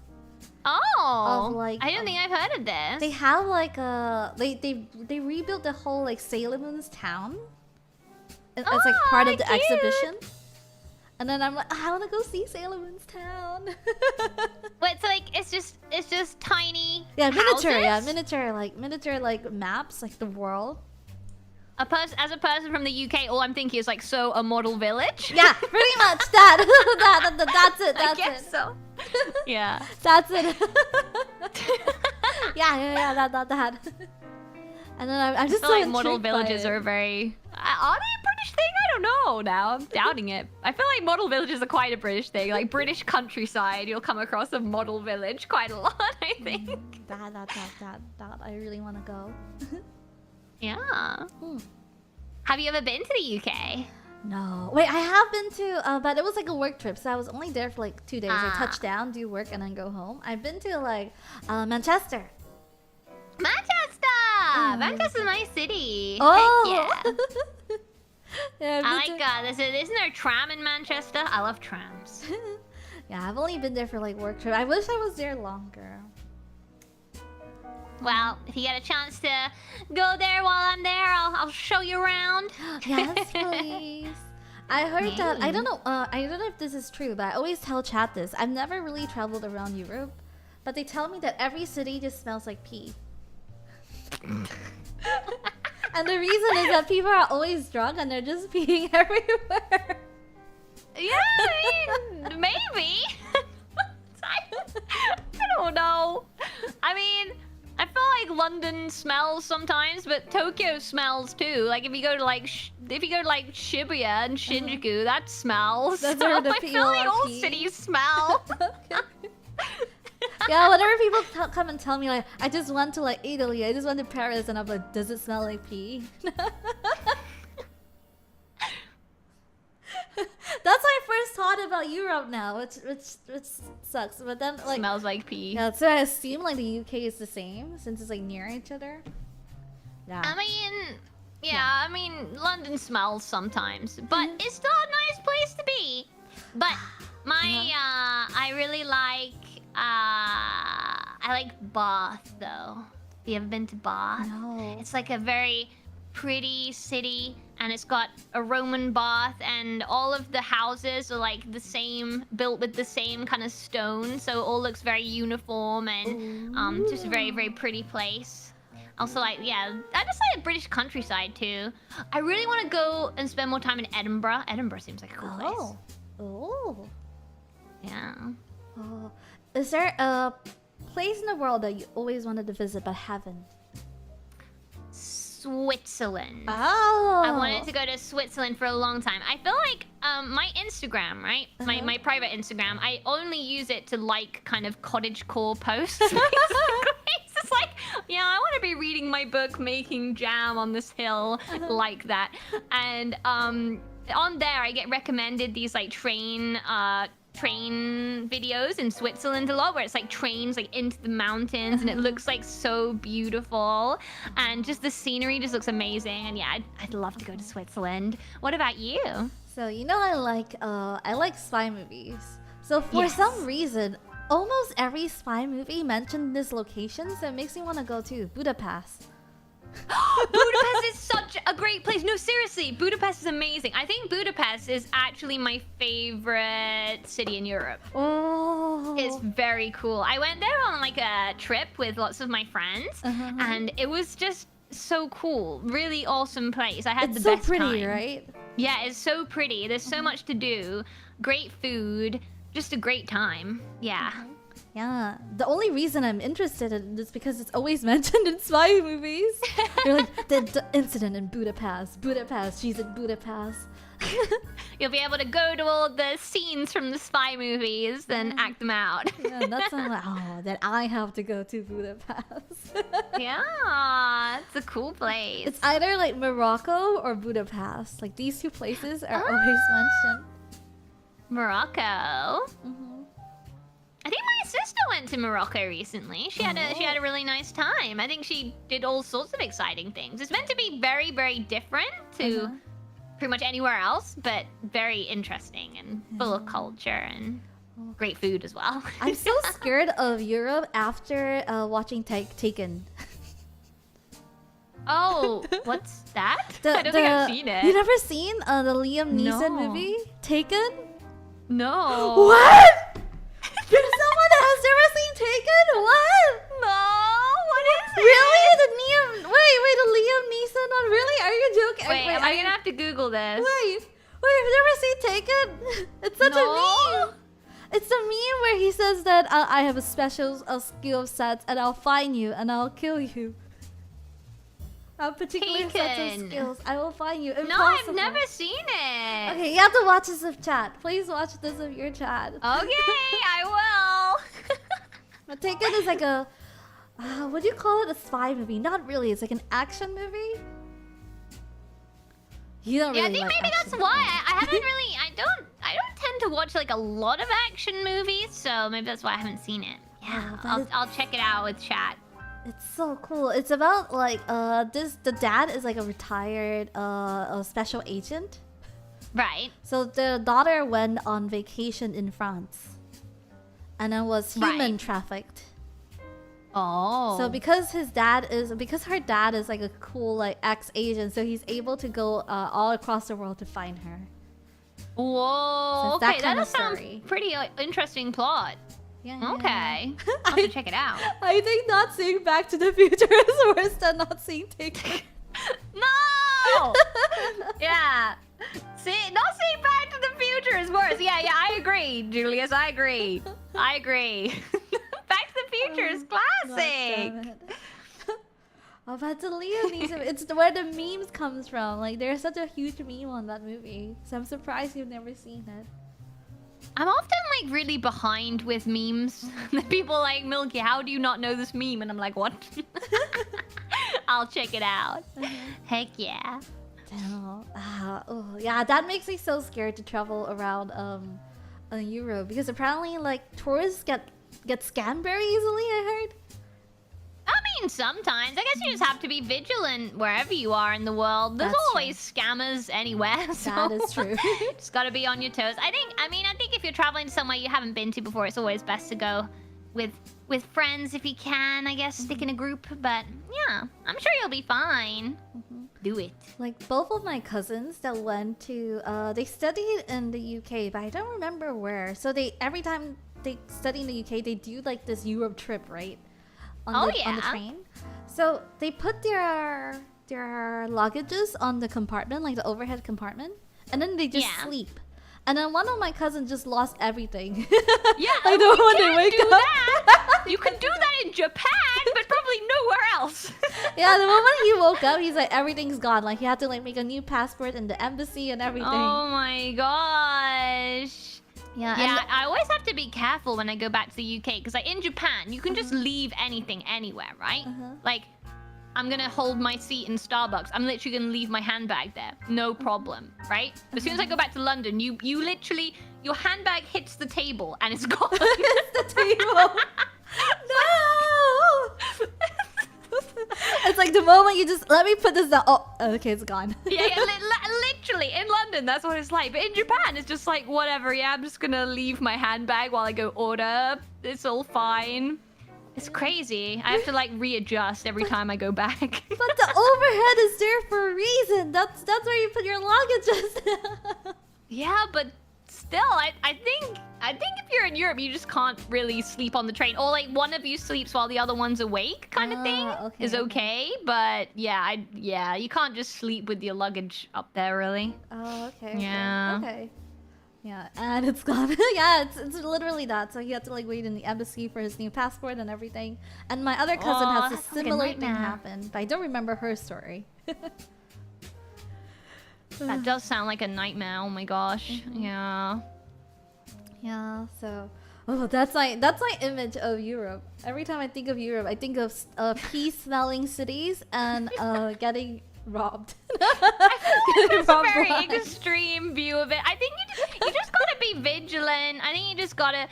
It's with anywhere in the world, right? You just gotta be aware of the kind of the situation, right? In Japan, you know you can leave your stuff around, but in Europe you can't. So just make sure that you always have your bag with you and on you all times at a place that you can see, I guess. But yeah, I think you'll be fine. Don't worry. It's really not as bad as you're making out. I'm sure you'll be fine. And I know that a lot of girls dream about going to like France and Paris, right? But because I was like the edgy kid, so every time a girl says they want to go to Paris and France, I'm like, no, I don't want to go to France. Disgusting. Paris? I don't care about Paris. Aww. But now that I'm older, and then there was this show on Netflix called Emily in Paris. Oh my gosh, Emily in Paris. My mom is obsessed with Emily in Paris. Yeah. After I watched that, I was like, I want to go to Paris. Yeah, it very much does paint Paris in a very beautiful light, doesn't it? What else? I was watching Gossip Girl. I think they also go to Paris quite a lot in that, because like every holiday they're like, let's go to Paris, and they go to Paris. And, like, they make it seem really beautiful in that as well. I mean, it's the same with anywhere, right? Every city has its like beautiful parts, and it's, you know, the bits that you have to be kind of careful of as well, and that's just any city, right? I think you can still enjoy it somewhere while being careful, you know? Yeah. I'd like to go back to Paris.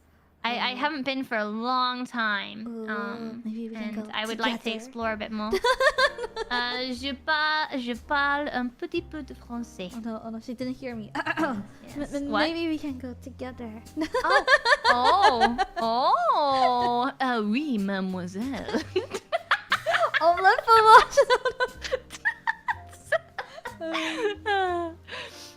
Yeah, sounds like a fun time. Wait, this is speaking about like scams and like dangerous parts of the city. Speaking of yeah, scams, speaking of scams, I just remembered this. I wonder if you have ever had experience this in Japan, because apparently cult is a very big problem in Japan. Oh, you want to hear about that? Yeah, I want to hear about your cult many stories for you.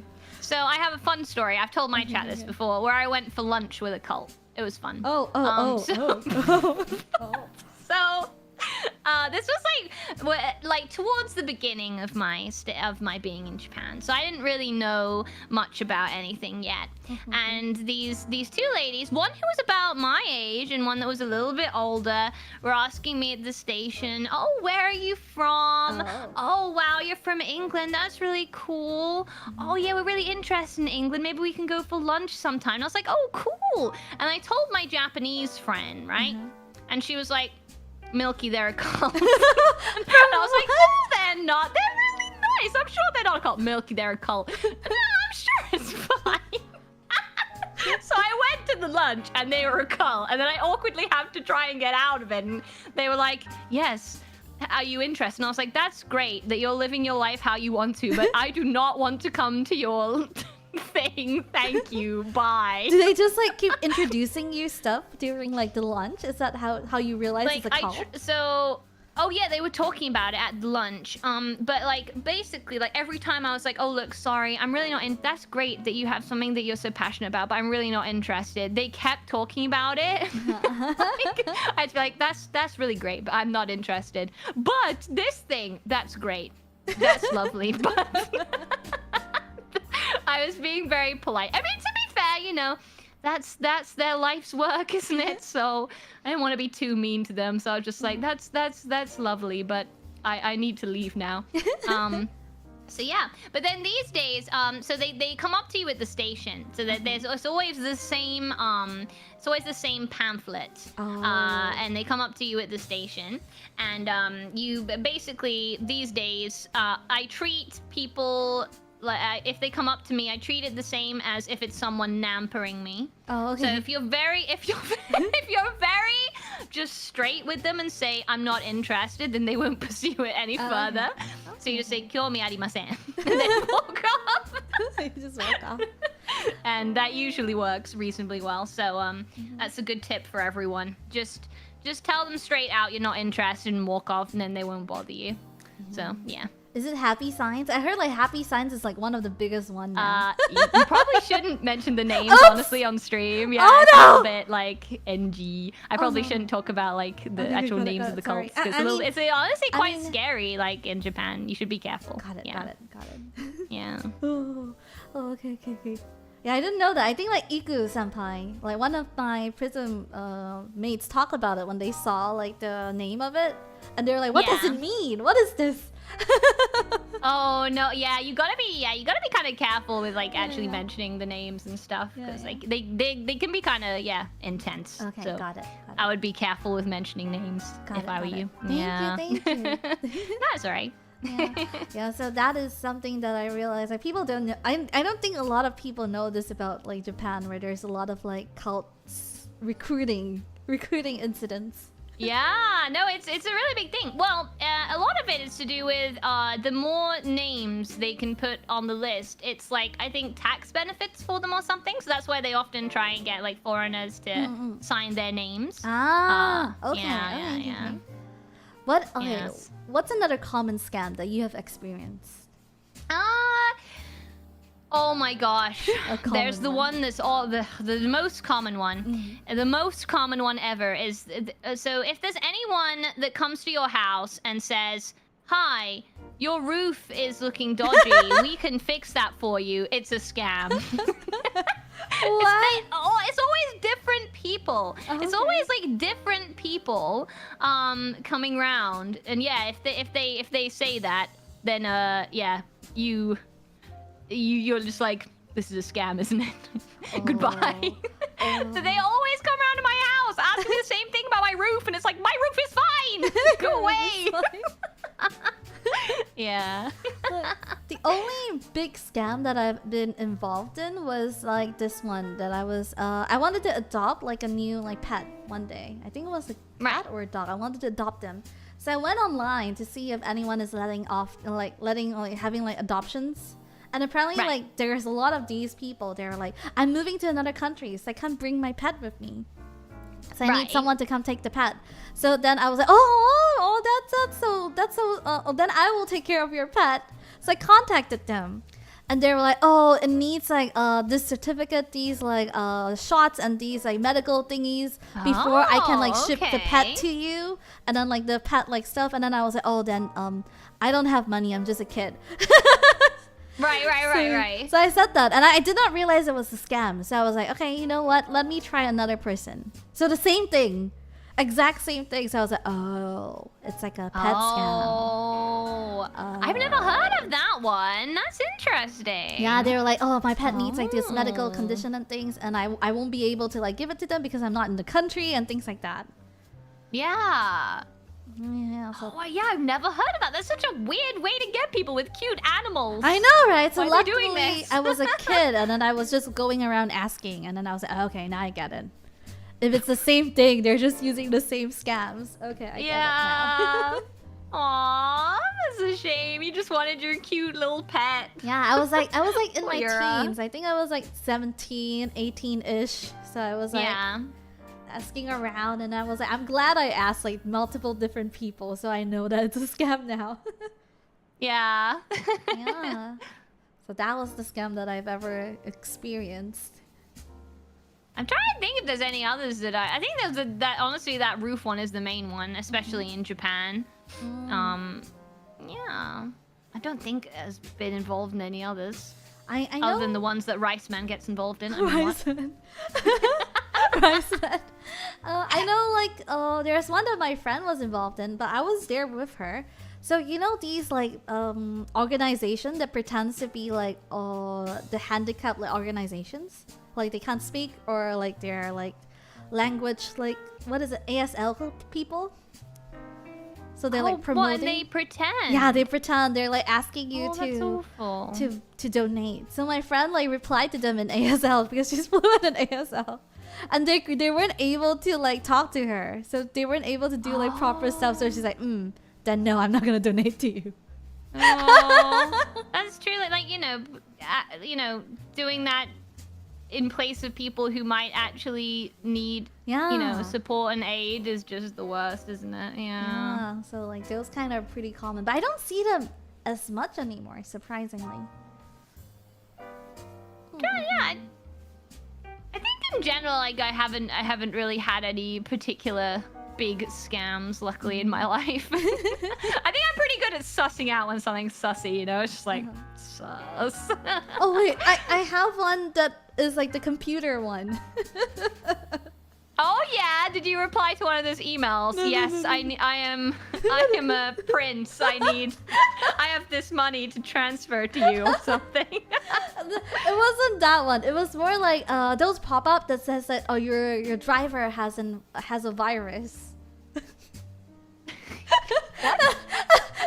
So the first time I saw it, I panicked. I was like, oh no, I have to scan right now. Press the scan button. And then after I pressed scan, I realized, oh, wait a minute. I named my driver like something very distinct. I named it like Yura's something or something.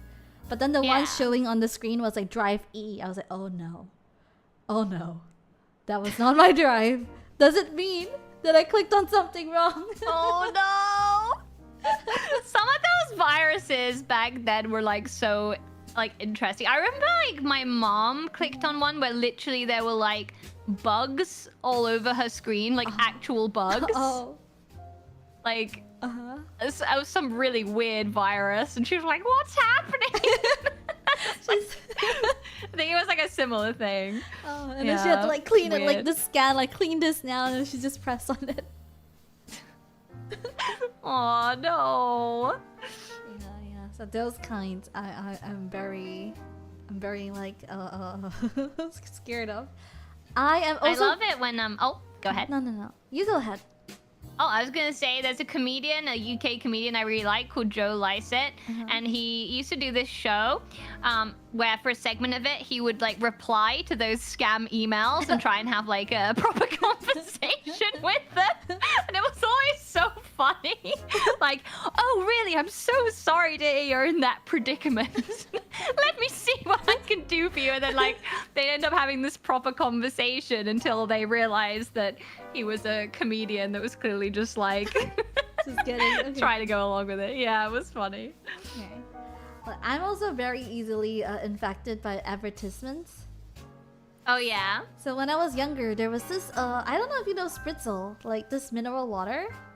Right. Okay, Spritzel, right? So every day on my like car to school, I will listen to it on the radio. They keep telling me how good Spritzel is. And then one day when I go to the convenience store and there was like a bunch of brands of like mineral water, right? So I stare at it and I'm like, I only know Spritzel, so I'll only buy Spritzel. Getting brainwashed. Yeah, that's what I realized. advertisements. That's what I realized. Oh no, it's working. I think for me, because I have a very like musical, I mean for you as well, right? Like with quite a musical brain. If it's the ones with the catchy jingles, that's what gets it for me. It's like catchy jingle, and I will never forget your brand the rest of my life. You know, those are the ads I just cannot get out of my head. Every time you're singing it, you're like reach for it. I'm like, Spritzel. Oh, and that's when I realized I was brainwashed. I was like, oh no, advertisements work. They've got me. They got me. They got me, but I don't know anyone else. I will just buy this. Well, did you enjoy it? That's the main thing. Did you enjoy drinking it? I can't tell the difference. So, and it's a little bit more expensive too. But I'm so scared of venturing out now. Oh, I'm like Fair a enough. royal customer, like a loyal customer now. Yeah, so I feel like if ever a cult was to look for me, I think Risu, like don't do this. That is exactly This is exactly the jingle I was thinking of. Auto glass repair, auto glass replace, auto glass repair, auto glass replace. Like this stupid, like repairing your windscreen on your car. It's just a stupid jingle that just would not, it doesn't leave anyone's head. So catchy. So Yeah, sorry if I interrupted, sorry. So every time you get in the car, you're like, maybe I need to repair my glass today. Auto glass repair. Well, I think if I did drive, then yeah, that'd be the case. But luckily, I don't. I don't know. I feel like driving is more convenient though. I mean, in Tokyo, I lived in London before, and now I live in Tokyo. Neither of those places you really need a car. So, and if anyone's seen my performance in Truck Simulator, we all know that me off the roads is better for the world. Like I've never felt so annoyed by like trains until I went to Tokyo. Really? I think it's because because I don't know the routes, right? So like a lot of the trains, even though they're on the same platforms, they might only stop like on that station, and the station that you want to go could be like before or after. And because I don't know if it's before or after, I only know my location. I'm like, so can I get on this train? Maybe not. And then when I use the time to Google, it'll be like, the train's gone. I should have gotten on that one. Yeah, it is very confusing. Like the ones that can branch off several different ways, and you have the fast train and the slow train, and like, yeah, it can get kind of confusing. Yeah. And then I think once you get used to it, it's okay. Like, you know, now I'm used to most of the Tokyo train lines. If I have to go like somewhere totally new that I haven't really been to before, then I get very confused. And I'm like, what is going on? Can I take this train? I don't know. I've been to... I didn't know that Shinjuku Station is a dungeon. I've been to it only once, and then I'm like, I hate Shinjuku Station. One time I got so lost in Shinjuku Station, I think I literally like... I literally like kneeled down on the floor crying. Oh no! I literally spent half an hour looking for an exit to go. I think it was to go to the doctor because I felt ill, and like I couldn't find it. And I just like cried in the middle of Shinjuku Station, just like, I hate Shinjuku Station. Oh god, I hate it too. Like the first time I've gone there, I'm like, never again. I never want to come back here. Yeah, it's awful. So yeah, just no. No. Just no. Shibuya is not great either. Shibuya is also pretty intense. But Shinjuku's the worst. I would say Shinjuku's the worst, personally. Because it's like, GPS, Wi-Fi doesn't work. So you try and look on Google Maps as to where you are, and you can't, because it just is zooming everywhere, and it's not even on where you are, because there's so many people using it in Shinjuku Station. It's just, so annoying. And also because they have so many train companies, like you're not allowed to get out here, but you can only get out from the same company that you come from. And then I'm like, Yes. let me out! Come on, I just want to get out! They're like, no, your ticket is another train line. Let me out!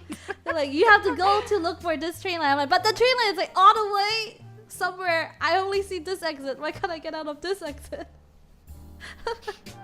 Yeah. Oh my god, yes. Just no. Yeah. That's when I realized, when I was in like Shinjuku, I was like, driving is a privilege, huh? Oh, I miss driving. I've never missed driving so much in my life. It's just point A to point B. Yeah, sometimes I wish I could drive. How did you find learning to drive? I actually failed my driving 3 times. Like I got it on the 3rd time. I got my license on the 3rd time. Like in the underworld, you're able to learn automatic or stick.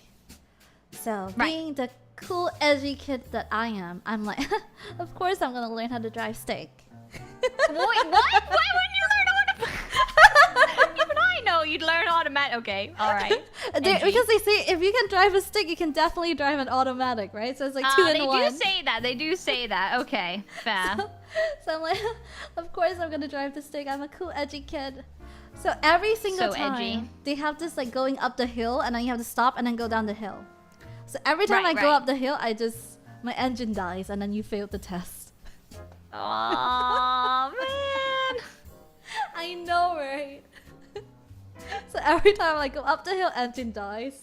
If this was automatic, my engine would have never died. Aww. But you passed in the end. That's the main thing. Yeah. So in the end, I finally got it. I think I'd be awful. Like just in general, I have a very low attention span. So if I saw something interesting on the side of the road, like, ooh, what's this place? Like, I feel like I would lose. Yeah, I feel like I don't know. I just don't think I'd be good at driving. I'm bad at multitasking. I'm bad at paying attention. I just think it wouldn't go well. Yeah. You're like, ooh, what's that cute restaurant turns? Oh yeah, no, literally. Oh, that looks tasty. And then the people are like, well, at least use your signals. Beep, beep, beep. Yeah, yeah. I don't think it's gonna turn out well for me, but I will have to learn at some point, I'm sure. But I'm gonna try not to learn until I have to. That's the plan. Okay. Do you think you ever want to stay in Japan forever? Like in 10 years, do you think you'll still be in Japan? I have no idea. I think it depends where life takes me. You know, right now Japan is the place for the opportunities I'm going for, so I'm staying in Japan. But forever, I don't know. But definitely at least for like the next, you know, few years at least, I want to be here, I think. Yeah. But forever, I don't know yet. We'll just have to see what the future holds. Nice. Yeah. So it's almost time for the bar to close. But before we go, I want you guys to go listen to Miyuki's like cover. She had one recently released last week. It's Gummy Boy. Thank you. And then she has a lot of other things on her YouTube. Her YouTube is the one that is tagged. And then in the description, you can see her Twitter and Twitch, where she usually streams. Thank you. How often do you stream? Tell them. This week I'm really busy, so I'm not gonna be streaming that much. But usually around 4 times a week, I'm streaming over on Twitch and then sometimes on YouTube. All music stuff I now stream on YouTube now. So if you want to check out my karaoke and stuff, that'll be on YouTube. Any gaming streams are all on Twitch. So yeah, I'm in Japan time zone, so it tends to be either kind of around like 8 p.m. JST, or you know, like sometimes earlier, sometimes like morning JST as well, depending on the day. If you're interested, then please come along. We do a lot of music-based stuff, and I also have my own show sometimes called Milky's Music Box, where I interview various people about their music influences, and we do some music quizzes. Maybe if you'd like, I can have you on there sometime, Yura. Yes, please. Yeah, heck yeah. So yeah, thank you very much, everybody. I've also got an EP coming out very soon. I've just got all the final tracks. It's completely produced by me, so I made all the tracks. Yeah, and if you're interested, then do check it out. It's coming out soon. Heck yeah. Ooh. And make sure to look at her Moko P like streams. Thank you. No, it's so much fun. Yeah, I've been doing a lot of like rhythm games with Mokopi. Like Samba de Amigo Party Central is so fun. Have you played it? No, I have not. It's so fun. It's so good. It's like a maracas game. It's like maraca rhythm game. It's so much fun. You should check it out. Thank you, Milky, and thank you everyone for coming. And I hope you guys get to know her a little bit more.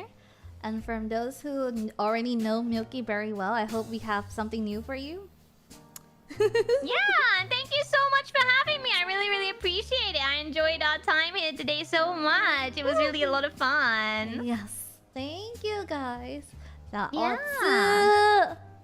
Hi, arigatou gozaimashita. Thank you. Thank you. Thank you. Bye. Bye.